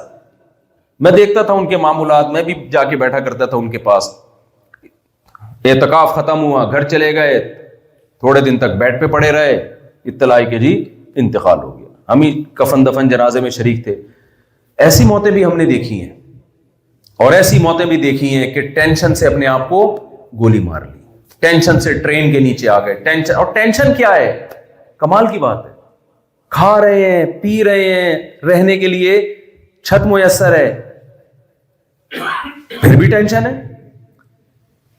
مجھے ایک صاحب کہنے لگے یہاں جو لوگ ہیں نا وہ اپنے آپ کو غریب سمجھتے ہیں. میں نے کہا جاپان میں رہ کے بھی غریب سمجھتے ہیں یہاں کے جاپانی؟ کہتے ہیں بھائی ان کے جو اسٹینڈرڈ ہے نا, یہ چاہتے ہیں اس خاص اسٹینڈرڈ کی ہمیں زندگی ملے. جب تک وہ نہیں ملے گی تو ہر آدمی یہاں اپنے آپ کو کیا سمجھتا ہے؟ غریب. میں نے کہا یہ تو ہمیں آگے دیکھیں, تو ہمیں دیکھیں نا وہاں آ کے ہمارے پاکستانیوں کو, تو یہ تو ہمیں دیکھ کے خودکشی کر لیں. کتنے لوگوں فٹ پاتھ پہ سوتے ہیں, کیسے مزے سے خراٹے لے کے سو رہے ہوتے ہیں. میں ایک بندہ تھا جاننے والا, وہ ٹھیلا لگاتا تھا سبزی کا. ٹھیلے کے پیسے بھی نہیں تھے, ہم نے کہیں سے پیسے جمع کر کے اس کو ٹھیلا خرید کے دیا. میں دیکھتا تھا رات کو سوتا ہے ٹھیلے پر, اور سارا دن سبزی بیچے گا, رات کو سوئے گا خراٹے لے کے اسی ٹھیلے کے اوپر, اور اتنا خوش اتنا خوش. جب آپ ملو گے, پنجاب میں مشہور ہے نا کیا کہتے ہیں جگت بازیاں, جگتیں لگاتا تھا بیٹھ کے وہ. میں نے کہا یار اس کے پاؤں میں چپل نہیں ہے, ٹھیلا ہے, اسی پہ لائف کو کیا کر رہا ہے. وہ سمجھتا تھا میں بہت بڑا مالدار ہوں. ہمارے شیخ حضرت مفتی رشید احمد صاحب رحمہ اللہ تعالیٰ ایک دفعہ راستہ بھول گئے اندرون سندھ. کہیں پہلے گھوڑوں پہ بھی سفر ہوتا تھا, حضرت کو شوق تھا گھوڑے پہ سفر کا, بہت پرانی بات ہے, میرا خیال ہے آج سے 70-80 سال پرانی بات. تو کہتے ہیں میں راستہ بھول گیا, مغرب کا ٹائم ہونے لگا, تو ایک ریگستان میں نا مجھے ایک جھونپڑا نظر آیا. سندھ کے کوئی سندھی تھے, ان کا جھونپڑی تھی وہ. کہتے ہیں میں نے کہا اب رات یہاں گزارنی پڑے گی, اندھیرے میں کہاں جاؤں گا. تو مجھے ڈر ہوا کہ یہ بیچارہ پہلے ہی جھونپڑے میں رہتا ہے, غریب ہے, مہمان دیکھ کے بے ہوش نہ ہو جائے یہ کہ یار یہ میں کہاں اس مہمان کو سلاؤں گا اور کیا کھلاؤں گا, میں خود اتنا غریب. فرماتے ہیں جب میں اس کے ایک جھونپڑے کے قریب گیا تو اس کی کل کائنات ایک گدھا, جو اتنا سکڑا ہوا گدھا تھا کہ اس کی پچھلی دونوں ٹانگیں گھٹنے ملے ہوئے تھے. جب کیلشیم کی کمی ہوتی ہے تو گھٹنے کیا ہو جاتے ہیں, مل جاتے ہیں نا, ایسے گھٹنے ملے. کہہ رہے میں جب اس کے گھر گیا, میں نے پوچھا سائیں, حضرت کو سندھی بہت اچھی آتی تھی, تو کہنے لگے سندھی میں حضرت نے اس سے پوچھا کہ سائیں میں ایک رات گزار سکتا ہوں؟ ظاہر ہے رات گزارنے کا مطلب کھانے کا انتظام بھی اور سونے کا انتظام بھی. کہتے ہیں وہ اتنا خوش ہوا مہمان کو دیکھ کر, اور سندھی میں حضرت کہا کرتے تھے, میں اس کو اردو میں بتاتا ہوں کہ سائیں قحط کا زمانہ تھوڑی ہے کہ ہمارے پاس کھلانے کے پیسے نہیں ہیں, قحط تھوڑی ہے, بارشیں برس رہی ہیں, اللہ کا دیا بہت کچھ ہے. اس گدھی اور جس کی 2 ٹانگیں ملی ہوئی ہے نا, اس کو کہہ رہے اللہ کا دیا کیا ہے, بہت کچھ ہے. تو دولت کے سائیڈ افیکٹ میں ایک بہت بڑا سائیڈ افیکٹ یہ کہ ناشکری پیدا ہونا شروع ہو جاتی ہے, تکبر آتا ہے, پیغمبروں کی باتوں کو اگنور کرنا شروع کرتا ہے انسان. اور ایک سائیڈ افیکٹ میں یہ بھی ہے ناشکرا پن اور کی ہوس, یہاں ہوں تو اس سے آگے چلا جاؤں, اس سے آگے چلا جاؤں میں. اس کے بعد پھر کیا شروع ہوتی ہے, اتنا کچھ ہونے کے بعد بھی انسان سکون میں نہیں ہوتا, ٹینشن میں جاتا ہے. تو اس لیے میں جلدی سے بس 5 منٹ میں بات کو سمیٹ کے ختم کرتا ہوں.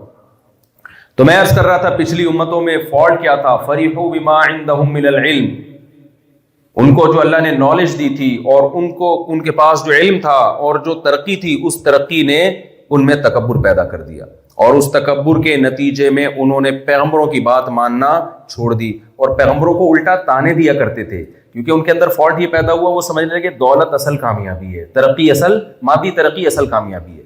نوح علیہ الصلوۃ والسلام کو بھی یہ تانا دیا گیا, 950 سال نوح علیہ السلام نے سمجھایا, لیکن قوم ایک ہی تانا دیتی رہی, آپ غریب ہیں اور ہم کیا ہیں, مالدار ہیں. میرے بیان میں نا کل کسی ہندو نے کمنٹس کیے ہوئے تھے کہ اگر یہ اسلام اتنا سچا مذہب ہے, اتنا اچھا دین ہے, تو پاکستان میں ترقی کیوں نہیں ہے؟ سمجھ میں آ رہی ہے بات؟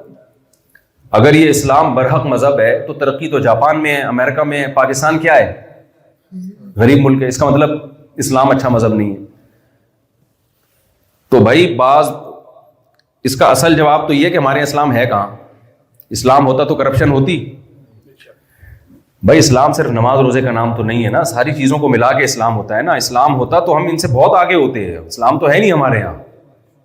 لیکن بعض دفعہ اسلام ہو کے بھی انسان تنزل کا, مادی تنزل کا شکار ہو سکتا ہے ظلم کی وجہ سے. کسی ظالم کے پاس طاقت اور قوت آ گئی. دیکھو جاپان اور امریکہ کا جو پھڈا ہوا تھا, امریکہ نے ایٹم بم گرا کے جاپان پہ حکومت کر لی کہ نہیں کر لی؟ ظالم کون تھا یہاں, جاپان تھا یا امریکہ تھا؟ امریکہ تھا. لیکن آج حاکم کون ہے؟ امریکہ ہے, حالانکہ جاپان کو ہونا چاہیے تھا جن پہ ظلم ہوا ہے. دنیا کے کبھی کسی کی ترقی یا غلامی کو دیکھ کر یہ نہیں فیصلہ کیا جا سکتا کون حق پر ہے کون باطل پر ہے. بعض دفعہ انسان حق پر ہو کر مظلوم ہوتا ہے, بعض دفعہ باطل پر ہو کر مظلوم ہوتا ہے. تو یہ تو دنیا کا اصول ہے کہ دنیا اسباب سے چلتی ہے. اصل فیصلہ کس دن ہوگا؟ قیامت کے دن ہوگا اصل فیصلہ, کہ کون صحیح تھا اور کون غلط تھا. دنیا میں تو ہوتا ہے عدالتوں کو پیسے دے کے جو مجرم ہوتا ہے وہ چھوٹ جاتا ہے, جو مجرم نہیں ہوتا اس کو پھانسی پہ لٹکا دیا جاتا ہے.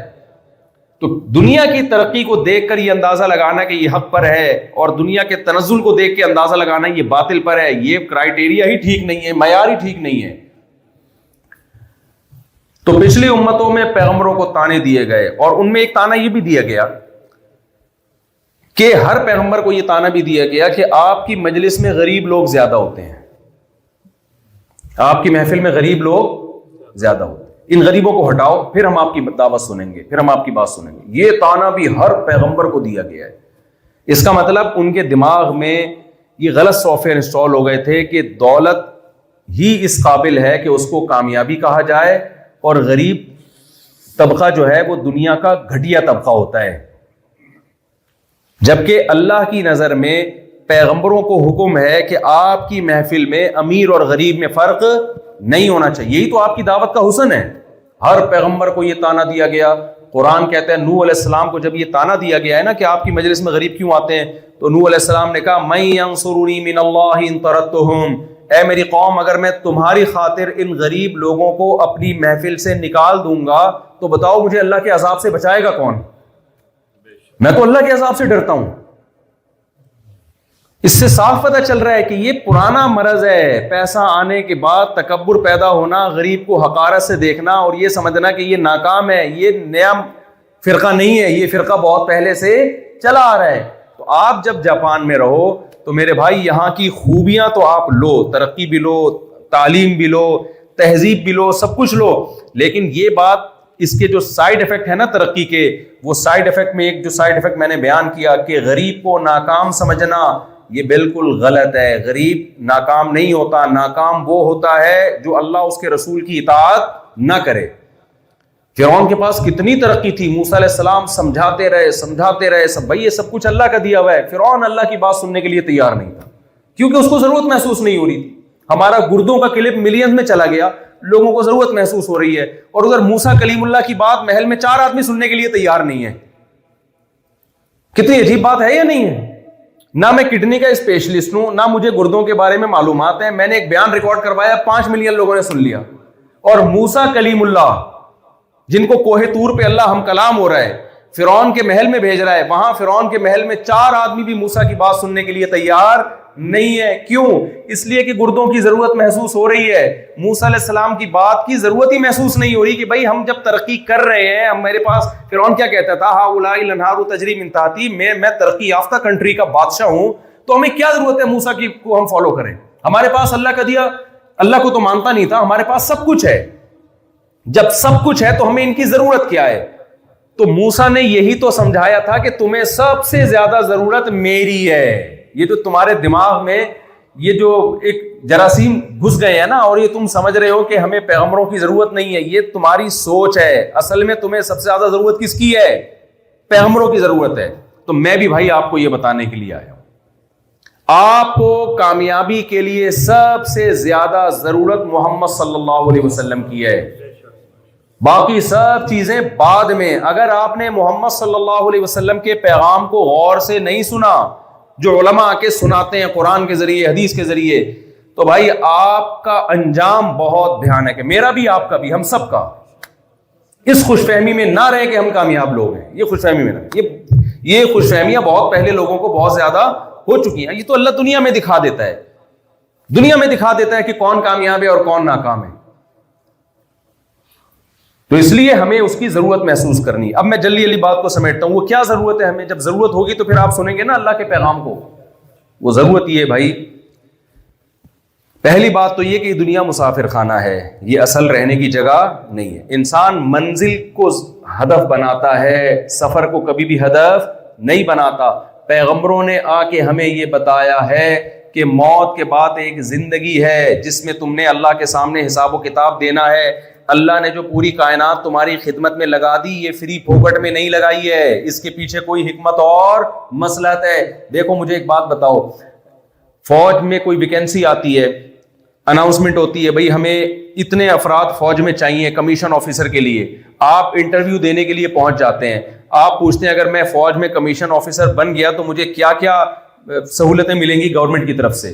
تو وہ بتایا جاتا ہے جی آپ کو یہ ملے گا، آپ کو یہ ملے گا، آپ کو یہ ملے گا، آپ کو یوں ملے گا، وغیرہ وغیرہ. آپ بڑے خوش ہوئے، آپ نے کہا یار سویلین کی تو ایسی کی تیسی، ان کو تو کچھ بھی نہیں مل رہا، مجھے تو علاج بھی میرا فری، اور ریٹائرمنٹ پہ ملیر کینٹ میں پلاٹ بھی میرا فری، اور جب شادی ہو جائے گی تو الگ سے الاؤنس ملے گا، اور وغیرہ وغیرہ جو بھی الاؤنس ہوتے ہیں. بھائی میرے تو مزے ہیں، ٹاٹا میں مجھے قبول ہے. اگلا کہے گا جناب اچھا پھر آپ اس کو کہہ رہے ہیں کہ کل سے جو ہے نا یہ سارے سہولتیں مجھے دینا شروع کر دو، مجھے یہ سہولتیں کیا ہیں؟ قبول ہیں. اگلا کہے گا آپ یہ تو پوچھیں آپ کی کیا ذمہ داری ہے بھائی؟ یہ سارے سویلین بیوقوف ہیں جن کو ہم یہ سہولتیں نہیں دے رہے، آپ کو دے رہے ہیں. تو اب آپ پوچھتے ہیں اچھا مجھے کیا کرنا ہے؟ بھائی آپ کو پہلے 1 سال کی ٹریننگ ہوگی، پھر جب میدان جنگ قائم ہوگا تو سویلین اپنے گھروں میں سوئیں گے، آپ فرنٹ پہ دشمن سے. ہر فوج میں یہی ہوتا ہے نا، جو اصول ہے. عملی طور پر ہونا ہو ایک الگ بات ہے، لیکن ہونا تو یہی چاہیے نا. فرنٹ پہ جب آپ ہوں گے تو لڑے گا کون؟ آپ لڑیں گے اپنی جان ہتھیلی پہ رکھ کے. اس میں زخمی بھی ہو سکتے ہیں، ہاتھ پاؤں بھی ٹوٹ سکتے ہیں آپ کے. آپ کہہ رہے ہو یار یہ کیا مذاق ہے یار، اتنی ٹینشن. میں 1 سال پہلے کرالنگ کروں گا، دوڑیں لگاؤں گا، صبح صبح اٹھ کے ٹھڈے مار مار کے مجھے اٹھایا جائے گا جو فوج میں سسٹم ہوتا ہے. میں نے بھی 20 دن کی NCC کی ٹریننگ کی ہے نا، تو کالج میں پہلے ہوتی تھی فوجی ٹریننگ، جنرل مشرف نے آ کے ختم کر دیا اس کو. تو پریڈ ہوگی دھوپ میں چھاؤں میں، اور اتنے گھنٹوں کھڑے رہنا پڑے گا. بھائی یہ مجھے قبول نہیں ہے. تو انٹرویو لینے والا کیا کہے گا؟ بھائی تم یہاں پیڑے کھانے کے لیے آئے ہو؟ جب تمہیں اتنی سہولتیں دی جا رہی ہے تو اس کا مطلب تمہارے ذمے کچھ ایسے کام لگ رہے ہیں جو دوسروں کے ذمے نہیں ہیں. دیکھو اس پوری کائنات کو اللہ نے انسانوں کے لیے بنایا ہے. انسان جب چاہتا ہے بکرے کا گلا کاٹ کے اس کا گوشت کھا لیتا ہے. بکروں نے کبھی احتجاج کیا کہ یار ہمیں بھی جینے کا حق ہے؟ ہم جب جوانی کی دہلیز پہ قدم رکھتے ہیں، یہ لوگ 10 گرل فرینڈ لے کے گھوم رہے ہیں، اور ہمیں ابھی عیاشی کا ٹائم شروع ہوا، کاٹ کے کھا گئے یہ، اور کہتے ہیں 2 دانت کا بکرا ہو، 4 کا بھی نہیں چلے گا. بھائی 4 کا کھا لو، 2 کو تھوڑے دن عیاشی کرنے دو نہ. فارمی مرغی کا کیا حشر کیا ہم نے؟ ایک ونس اپون اے ٹائم مرغی ایک 7-8 انڈے دیتی تھی، جو میرے کیج میں نا 7-8 انڈے دے گی، پھر انڈوں پہ بیٹھے گی، اپنے بچوں کو پالے گی. ہم نے کہا ڈیلی انڈا چاہیے. ایسی چیزیں کھلا کھلا کے اس کو ڈیلی انڈا دے رہی ہے کہ نہیں دے رہی؟ وہ خوشی سے نہیں دے رہی، وہ گن پوائنٹ پہ دے رہی ہے، گن پوائنٹ پہ دے رہی ہے. بھینسوں کے ساتھ کیا حشر کیا؟ اچھا مجھے ایک بات بتاؤ، مائیں جب بوڑھی ہو جاتی ہیں آپ ان کو ستائیں تو وہ کیا تانا دیتی ہیں کہ میں تجھے اپنا دودھ نہیں بخشوں گی. بتاؤ ماں کا دودھ آپ نے زیادہ پیا ہے یا پاکستان میں رہ کے بھینس کا دودھ زیادہ پیا ہے؟ بھینس کا بہت زیادہ پیا ہے بھائی. لسی بھی پی ہے، کلو آئس کریمیں بھی کھائی ہیں، ملائیاں بھی کھائی ہیں، گھی بھی کھایا ہے. لیکن وہی بھینس جب بوڑھی ہو جاتی ہے تو اس کو تو ہونا یہ چاہیے کہ آپ بولو ساری زندگی جس کا ہم نے دودھ پیا، جس کے کسٹرڈ کھائے، جس کے حلوے بنا بنا کے اس کے دودھ کے کھائے ہم نے، اب جب یہ بوڑھی ہو گئی ہے اس کو صوفے پہ بٹھا کے امن شانتی کے ساتھ اس کو بٹھاؤ، اس کی سیوا کرو. لیکن سہراب گوٹ کراچی میں ایک بڑی زبردست جگہ ہے، کبھی آپ وہاں جائیں تو دمبوں کے نام پہ بھینس کا گوشت بک رہا ہوتا ہے. یہ ہماری کوالٹی ہے الحمدللہ. جاپان میں ایسے سیٹ اپ نہیں ہے، لیکن ہمارے یہاں بڑے زبردست سیٹ اپ چل رہے ہیں. ہمارے یہاں لکھا کچھ ہوتا ہے، اندر ہوتا کچھ اور ہے. وہ ایک یہ لطیفہ پھر نامناسب ہے، چھاؤں میں کبھی اکیلے میں ملیں گے تو سناؤں گا، اس پہ کوئی مسئلہ بن سکتا ہے میرے خلاف. اکیلے میں بھی کچھ لطیفے میں نے رکھے ہوئے ہیں جو چھاؤں میں، آپ جب اکیلے میں جمع ہوں گے تو پھر سناؤں گا انشاءاللہ. اس سے یہ بات اور اچھی طرح سمجھ میں آ جائے گی جو میں بھی بتانا چاہ رہا ہوں. تو اس بھینس کا حشر کیا کرتے ہیں یار ہم؟ جب اس کی آخری عمر میں اس کی سیوا کرنے کی عمر تھی، جہاں دودھ ختم نہیں کیا، ابھی کم کیا، اس پہ جو ایکسپینسز ہو رہے ہیں زیادہ ہیں، آؤٹ پٹ کم. 500 کا کھا رہی ہے اور دودھ 450 کا نکال رہی ہے، بلکہ 500 کا کھا کے 500 کا دودھ نکال رہی ہے، فوراً قصائی چھری پھیرے گا کہ یار اب میں اس کو کیوں پالوں. یعنی نقصان میں نہیں جا رہی ہے، جتنا کھا رہی ہے اتنا دودھ دے رہی ہے. نہ بھائی، میں نے اس کو پروفٹ کے لیے رکھا تھا. فوراً قصائی کی تلوار چورے کے نیچے آئے گی وہ. تو یار یہ کیا ہے؟ ماں کا تو تھوڑا سا دودھ پیا تھا اور بات بات پہ ماں اس کے تانے دیتی ہے، اور بھینس کو ایک گلاس پہ تانے دینے کی اجازت نہیں ہے. اتنا اس میں منو ٹنو دودھ پلایا، اس پہ بھینس کو تانے. اس کا کیا حشر کر رہے ہو؟ کاٹ کے کیا کر دیتے ہو؟ کھا جاتے ہو. کیوں کھاتے ہیں؟ کسی مفتی نے، کسی اسکالر نے اس کو حرام کہا، ناجائز کہا؟ نہیں. وجہ کیا ہے بھائی؟ یہ جانور کس کی خدمت کے لیے پیدا ہوئے؟ ہماری. بھائی یہ پیدا ہی ہمارے لیے ہوئے. شہد کی مکھی کتنی محنت سے شہد بناتی ہے اور کیسے دھواں لگا کے اس کو اڑائے. تمیز سے نہیں اڑے گی، بدتمیزی سے اڑائیں گے ہم اس کو.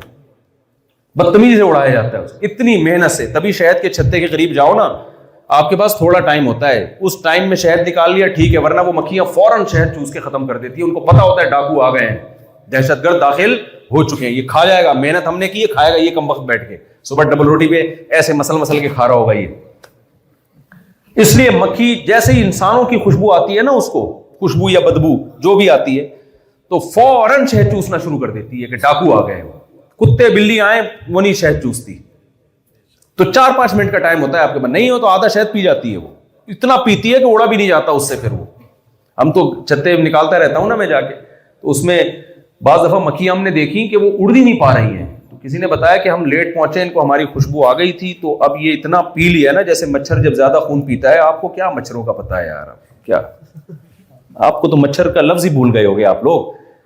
یہ تو ہمارے مسائل ہیں. کبھی آپ آئے ہم آپ کو مچھر دکھائیں گے، آپ بھول چکے ہوگے مچھر کیا. یہاں 30 سال سے لوگ رہ رہے ہیں. وہ ماسکیٹو کہتے ہیں انگلش میں، دیکھیں اس کی تصویر بنی ہوگی تو بھول گئے لوگ نا. یہاں جو آئے ہیں بھول گئے مچھر کیا ہوتا ہے. مجھے تو اب تک مکھی نظر نہیں آ رہی یار، مجھے اب تک مچھر بھی نظر نہیں آ رہا. خیر، تو وہ ایک چائنیز اور پاکستانی نا ٹرین میں سفر کر رہے تھے. پاکستانی جو بزنس مائنڈ ہوتے ہیں، جو پاکستانی لوگ ہوتے ہیں نا، ہر وقت کمانے کے سوچ رہے ہوتے ہیں. تو چائنا والا سامنے بیٹھا ہوا تھا اور پاکستانی ادھر بیٹھا ہوا تھا، اور تھا بھی میمنوں میں زیادہ بزنس کا شوق ہے. تو کیا ہوا، ایک چائنا والے کے نا پاکستانی کے مچھر آ کے بیٹھا، تو پاکستانی نے ٹھپ کر کے مار دیا اس کو. جب چائنیز کے آگے بیٹھا اس نے پکڑ کے کھا لیا. وہ تو سب چیزیں کھا جاتے ہیں. تو دوبارہ جب پاکستانی کے مچھر آ کے بیٹھا نا، تو اس نے پکڑ کے چائنا والے سے بولا کتنے کا خریدے گا. اس کو پتا تھا کہ یار یہ بھی بزنس یہاں پہ ہو سکتا ہے. اس کو اندازہ ہو گیا کہ یہ بڑا بہترین بزنس ہو سکتا ہے یہاں پہ مچھروں. تو ہمارے ہاں سے لوگ مکھیوں کا باقاعدہ بزنس کر رہے ہیں. پہلے تو یہ ایک لطیفہ تھا، اب یہ حقیقت ہے، کیونکہ ان ملکوں میں مکھیاں نہیں ہوتی، اور مرغیوں کو مکھیاں چاہیے تاکہ وہ گندگی پہ بیٹھ کے کیڑے بنائیں، اور پھر مرغیاں ان کیڑوں کو کھائیں، اس سے ان کو بہترین پروٹین ملتا ہے. تو دیکھو اللہ نے کوئی چیز بیکار پیدا نہیں کی. اب پاکستان میں فارم بن گئے مکھیوں کے، یوٹیوب پہ آپ سرچ کریں مکھیاں، یہ جو گندی مکھیاں ہوتی ہیں پال رہے ہیں لوگ، اور ان سے پھر کیڑے بنا کے ایکسپورٹ ہو رہے ہیں، یورپ جا رہے ہیں کیڑے. کیونکہ یورپ والے کہتے ہیں ہم لوگوں نے مکھی ختم ہی کر دی ہے جڑ سے، تو ہمارے یہاں وہ مرغیوں کو وہ لائف پروٹین ملتا ہی نہیں ہے. تو کچھ تو فائدہ ہوا میں گندگی کا، الحمدللہ. اب یہ بیان سن کے لوگ اور گندے نہ ہونا شروع ہو جائیں. تو ساری زندگی بھینس خدمت کرتی ہے، اس کا حشر ہم کیا کرتے ہیں؟ کیوں بھائی؟ یہ ساری کائنات اللہ نے کس کے لیے بنائی ہے؟ انسانوں کے لیے بنائی ہے. تو اللہ میاں نے پیغمبروں کے ذریعے اللہ نے اپنا پیغام ہم تک پہنچایا کہ دیکھو جب سب کچھ تمہارے لیے ہے تو تمہیں پیڑے کھانے کے لیے میں نے پیدا نہیں کیا. ساری مچھلیوں کی زندگی تم چھین لیتے ہو ان سے, کتنے طرح طرح کے پھل پیدا کیے, سورج تمہاری خدمت کر رہا ہے, بارشیں تمہارے لیے برس رہی ہیں, ہر کچھ میں نے سب کچھ تمہارے لیے پیدا کیا, تو تمہیں بھی تو کسی کام کے لیے پیدا کیا ہوگا نا. تم جب چاہو جانور کو کاٹ کے کھا جاؤ اور تمہیں کوئی نہ کاٹے, ہے بھائی, تم مزے اڑاؤ, تم نائٹ کلبوں میں ناچو, شرابیں پیو, لڑکیوں سے دوستیاں لگاؤ, حلال حرام.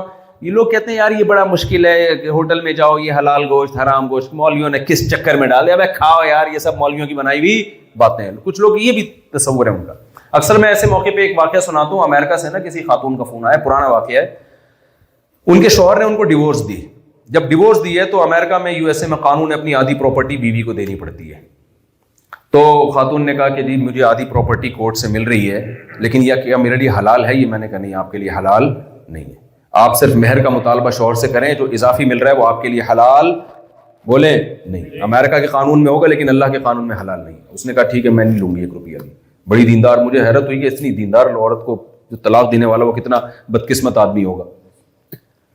تو جو حلال حرام کے چکر میں پڑتا ہے, جس کو اللہ کو جواب دینا ہے بھائی, وہ تو دیکھے گا. ایک یہاں کا لا ہے اس کو بھی فالو کرنا ہے, لیکن اس سے اوپر کس کا لا ہے؟ ہم تو پہلے اللہ کے بندے ہیں بھائی, اس کو کیوں بھول جائیں ہم. ایک اور خاتون کا کیس آیا, ان کے میاں وہاں امریکہ میں دوسری شادی کر رہے تھے, وائف کی اجازت سے کر رہے تھے, تو وائف کے ڈیورس پیپر بنانے تھے پہلے انہوں نے.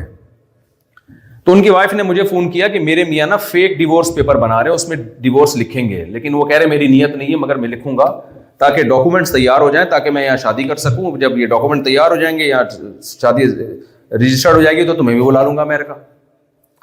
تو میں نے ان سے کہا کہ وہ کہہ رہی ہے کیا فیک ڈیورس لکھنے سے ڈیورس ہو تو نہیں جائے گی؟ میں نے کہا بھائی ہو جائے گی. طلاق تو طلاق ہے بھائی, مذاق میں دو یا حقیقت میں دو, تو وہ تو ہو جاتی ہے. آپ بیوی کو مذاق میں بول دو بیگم آج سے تمہیں طلاق, تو بھائی وہ مذاق بھی حقیقت ہے, اس کا حقیقت بھی کیا ہے, کیونکہ بہت اہم مسئلہ ہے نا. تو اسلام نے اس میں مذاق نہیں رکھا کہ آپ بولیں تو سوچ سمجھ کے بولیں آپ. تو میں نے اس خاتون سے کہا, میں نے کہا دیکھیں آپ کے شوہر جب اس طرح ڈیورس لکھیں گے تو سچی مچی میں آپ کو ڈیورس ہو جائے گی. انہوں نے اپنے شوہر کو کہا, ان کے شوہر نے بولا یار تمہیں کس نے کہا تھا مولویوں کے چکر میں پڑنے کا, تمہیں جو میں نے کہا ہے تم وکیل سے بولو ڈیورس پیپر بنائے, تم نے کیوں مولویوں کے چکر میں پڑ گئے. میں نے ان کو طریقہ بتایا کہ یہ طریقہ اختیار کریں تو اس سے طلاق بھی نہیں ہوگی اور پیپر بھی بن جائیں گے.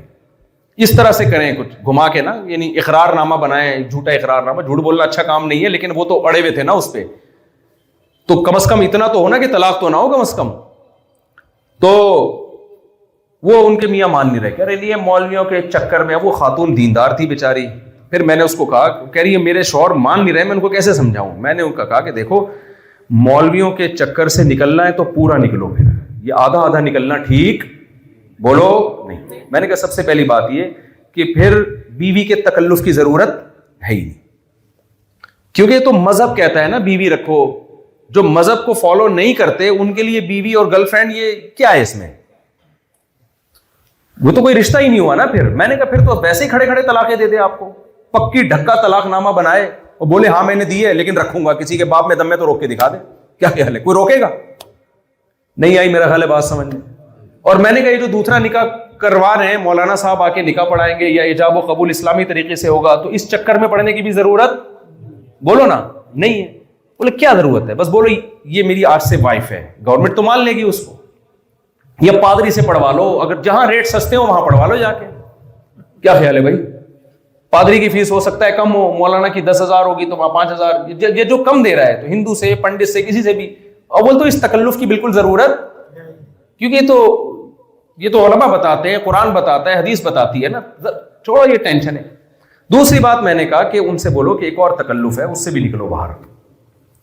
وہ تکلف یہ ہے کہ ابھی سے بتا دو کہ میرے مرنے کے بعد مجھے قبرستان میں دفن نہیں کرنا. اس سے اسپیس آبادی دنیا کی بڑھ رہی ہے, یہ فیملی پلاننگ والا تو یہ ٹوپی ڈرامہ لگاتے ہیں, بڑھ رہی ہے. خام کم ایک مردہ 6 فٹ کی جگہ گھیرے گا, پانی کا خرچہ ہوگا نہلانے دھلانے کا, لوگ ٹینشن میں جائیں گے. مذہب یہ بتاتا ہے نا کہ قبر میں غسل دے کے کفن دے کے دائیں کروٹ پہ قبلے کی طرف لٹایا جائے, اور یہ ساری چیزیں تو مولویوں کے چکر میں پڑنے کی وجہ سے ٹینشنیں پیدا ہوتی ہیں. نماز جنازہ, کیا خیال ہے, یہاں تو جاپان میں بہترین سسٹم ہے کہ آپ نے میت کو اوون میں ڈالا اور تھوڑی دیر میں نکالا. قبر بھی سستی پڑتی ہے اس سے. اس کی راکھ کیا کی, بوتل میں رکھی, ایک شیمپو کی بوتل میں پورا آدمی آ سکتا ہے. وسیم بھائی, غفار بھائی پورے شیمپو کی بوتل میں آرام سے سما سکتے ہیں. تو پورے چودھری صاحب آ سکتے ہیں اس شیمپو کی بوتل میں. بلکہ ایک ساشا بھی اتنا زیادہ جلا دیتے ہیں کہ وہ ایک شیمپو کا جو ساشا مل رہا ہوتا ہے نا, اس میں پورے وڈیرے صاحب اور چودھری صاحب پورے آرام سے آ سکتے ہیں. وہ ساشا لے کے کہیں بھی رکھ دو, کیا خیال ہے؟ بلکہ میں نے کہا اس تکلف, کیونکہ عقل سے اگر سوچو, مذہب کو ہٹا دو, اللہ رسول کو ہٹا دو, تو پھر عقل تو کہتی ہے, اس سے بھی آگے جاتی ہے, عقل کہتی ہے جس نے مرنا تھا وہ تو مر گیا, اب اس کو دفنانے کی اور جلانے کی بھی کیا ضرورت ہے بھائی؟ اس کا گوشت کاٹو, فل آف پروٹین ہے, انسانوں کو دعوت میں کھلا دو. کسی, اب تو یہ تو گیا نا, کیڑے کھانے سے بہتر نہیں غفار بھائی کھا لیں اس کا گوشت. عقل ہے نا, عقل. اور میں آپ اس کو مذاق سمجھ رہے ہو, حقیقت میں یہ جو قومیں ہیں نا جنہوں نے مذہب سے دور ہو گئی ہیں, ان کا انجام یہی ہونے والا ہے. یہ ذہن میں رکھو آپ, ان کا اینڈ یہی ہوگا. ہر چیز میں عقل کو داخل کر رہے ہیں تو اخلاقیات سے آہستہ آہستہ کیا ہو جائیں گے لوگ, ختم. اور لوگ پھر دیکھنا وصیت کر کے جائیں گے کہ مجھے, جیسے آج وصیت کرتے ہیں میری آنکھیں وسیم کو دے دو, یہ والی ناک اس کو دے دو فلاں, کل وصیت کر کے جائیں گے کہ میں جب مر جاؤں تو میں تو مر گیا, تو میرا گوشت بھوکوں کو کھلا دو, غریب ملکوں میں ڈبوں میں تقسیم کر کے بھیج دو, کسی کے کام تو آ جائے گا. تو مذہب کو آپ نے میرے بھائی اگر نکال دیا نا تو اینڈ آپ کا یہ انجام ہے پھر. تو وہ میں نے اس خاتون سے کہا اپنے میاں کو بولو کہ ابھی سے وصیت کر دیں, میرے مرنے کے بعد میرے گوشت کو افریقہ کے غریب ملکوں میں تقسیم کر دیا جائے. بہت شوق سکھائیں گے ان کو, بتاؤ نہیں کہ غفار بھائی کا یا کسی ستار بھائی کا گوشت ہے, ان کو بتاؤ پروٹین ہے, تمہیں کھانے سے مطلب ہے, آم گننے سے مطلب نہیں ہونا چاہیے. بہت سے علاقوں میں قحط پڑا ہوا ہے, وہاں گوشت نہیں ہے, فوراً اگر کاٹ دیا جائے تو وہ فریش رہتا ہے, وہ تو تھوڑے دن کے بعد کیڑے ویڑے پڑتے ہیں نا اس میں, چند گھنٹوں کے بعد.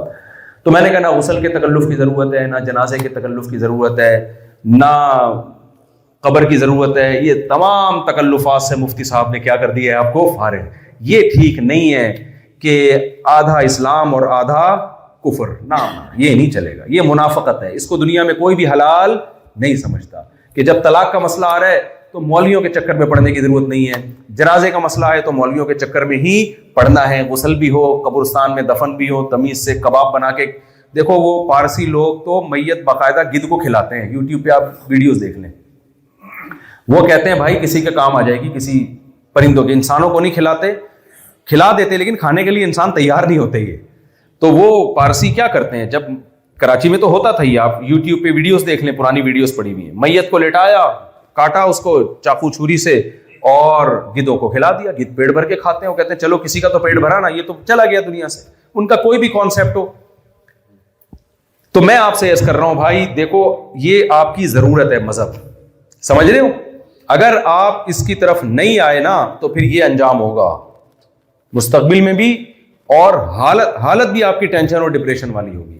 تو اللہ میاں نے ساری کائنات ہمارے لیے بنائی ہے, ہمیں بھی کسی کام کے لیے بنایا ہے, اور وہ کام کیا ہے؟ اللہ کے احکام کو ہم نے فالو کرنا ہے. سوال ہم سے ہوگا قیامت کے دن, اچھے اور برے کا, شراب پی تھی یا نہیں پی تھی, نماز پڑھی تھی یا چھوڑی تھی, ماں باپ کو گھر میں رکھ کے ان کے قدموں میں جنت تلاش کی تھی یا اولڈ ہاؤس میں ٹرانسفر کر دیا تھا ان کو. یہ سوال گدے گھوڑے سے, مرغیوں کے بچوں سے نہیں ہوگا, یہ مجھ سے اور آپ سے ہوگا. بلکہ مجھ سے اور آپ سے ماں باپ کے مرنے کے بعد بھی سوال ہوگا کہ ساری زندگی موت کے بعد ان کے کو دعاؤں میں یاد رکھا یا نہیں رکھا.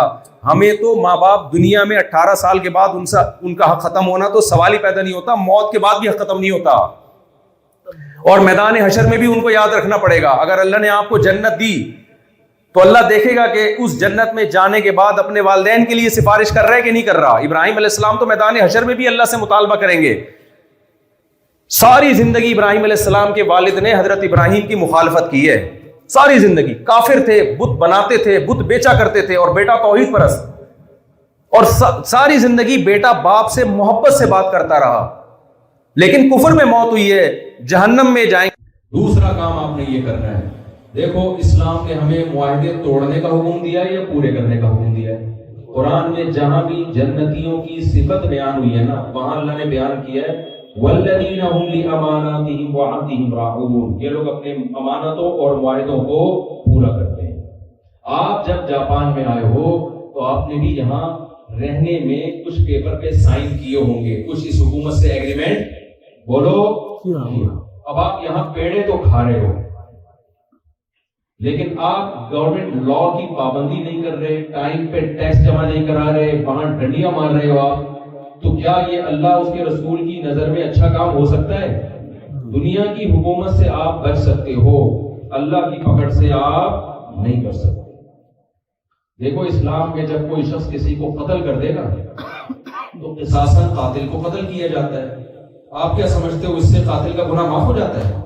نہیں ہوتا معاف, کیونکہ جو اس نے جرم کیا ہے نا اس کی سزا تو بھی ملی نہیں ہے. ابھی تو صرف جس کو مارا ہے اس کے رشتہ داروں کے دل میں جو انتقام کی آگ تھی نا وہ ٹھنڈا کرنے کے لیے اللہ نے کہا ہے. مقتول کا تو ابھی بدلہ ہوا ہی نہیں ہے, اس کو کیا ملا؟ بھائی آپ نے اگر قاتل سے دیت لے لی تو مقتول کے وارثوں میں بانٹ دی نا آپ نے. مقتول کو مقتول کیا زندہ ہو جائے گا اس سے؟ بولو نا کیا ہو گیا؟ نہیں, مقتول کی تو اصل سزا قاتل کو قیامت میں ملے گی, وہ اصل سزا ہے, وہ ہے آگ جس میں اللہ کا غضب بھی ہوگا, اس میں اللہ جلائے گا قاتل کو.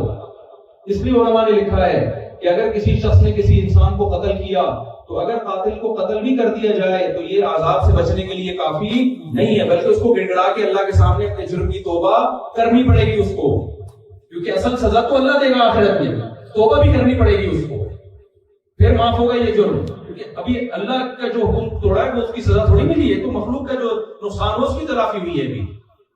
تو اسی طرح یاد رکھو جب یہاں آپ معاہدوں کی خلاف ورزی کرو گے تو ایک سزا تو وہ ہے جو گورنمنٹ آف جاپان دے گی آپ کو, وہ اصل سزا بولو اصل وہ ہوگی جو کون دے گا؟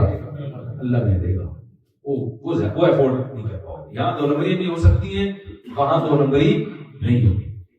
تو اس لیے اپنے کیریکٹر کو, اپنے کردار کو یہاں ہمیں وہاں سے زیادہ ٹھیک کرنے کی ضرورت ہے. اپنے ملکوں میں تو سب ایک ہی جیسے ہیں. وہ اگر ٹوپی کرا رہا ہے تو آپ نے بھی تو ٹوپی کرائی تھی اس کو, کیا خیال ہے؟ انصاف سے میں نے کہا غیبتیں بہت کرتے ہیں, اس نے کہا میری بھی تو لوگ صبح شام کر رہے ہوتے ہیں, تو پلس مائنس کر کے سب برابر ہو جائے گا. کیا اس نے کہا سب پلس مائنس کر کے کیا ہو جائے گا؟ یہاں تو ایسا نہیں ہے میرا خیال ہے. یہاں تو لوگ قانون کو فالو کرتے ہیں, ٹریفک کے قوانین ہیں اور ہر چیز کو فالو کر رہے ہیں. تو اگر یہاں آپ اپنا امیج خراب کرو گے تو آخرت میں بھی سزا ملے گی. اور بھائی یہ لوگ اسلام سے دور ہو جائیں گے, بولیں گے ان کے بس نماز روزہ ہی ہے, انسانیت ان لوگوں میں نہیں ہے. تو یہاں ہمیں ان سے اچھا انسان بن کے دکھانا ہے. اللہ تعالیٰ سے دعا ہے جو کچھ کہا سنا اللہ سمجھنے کی اور عمل کی توفیق عطا فرمائے.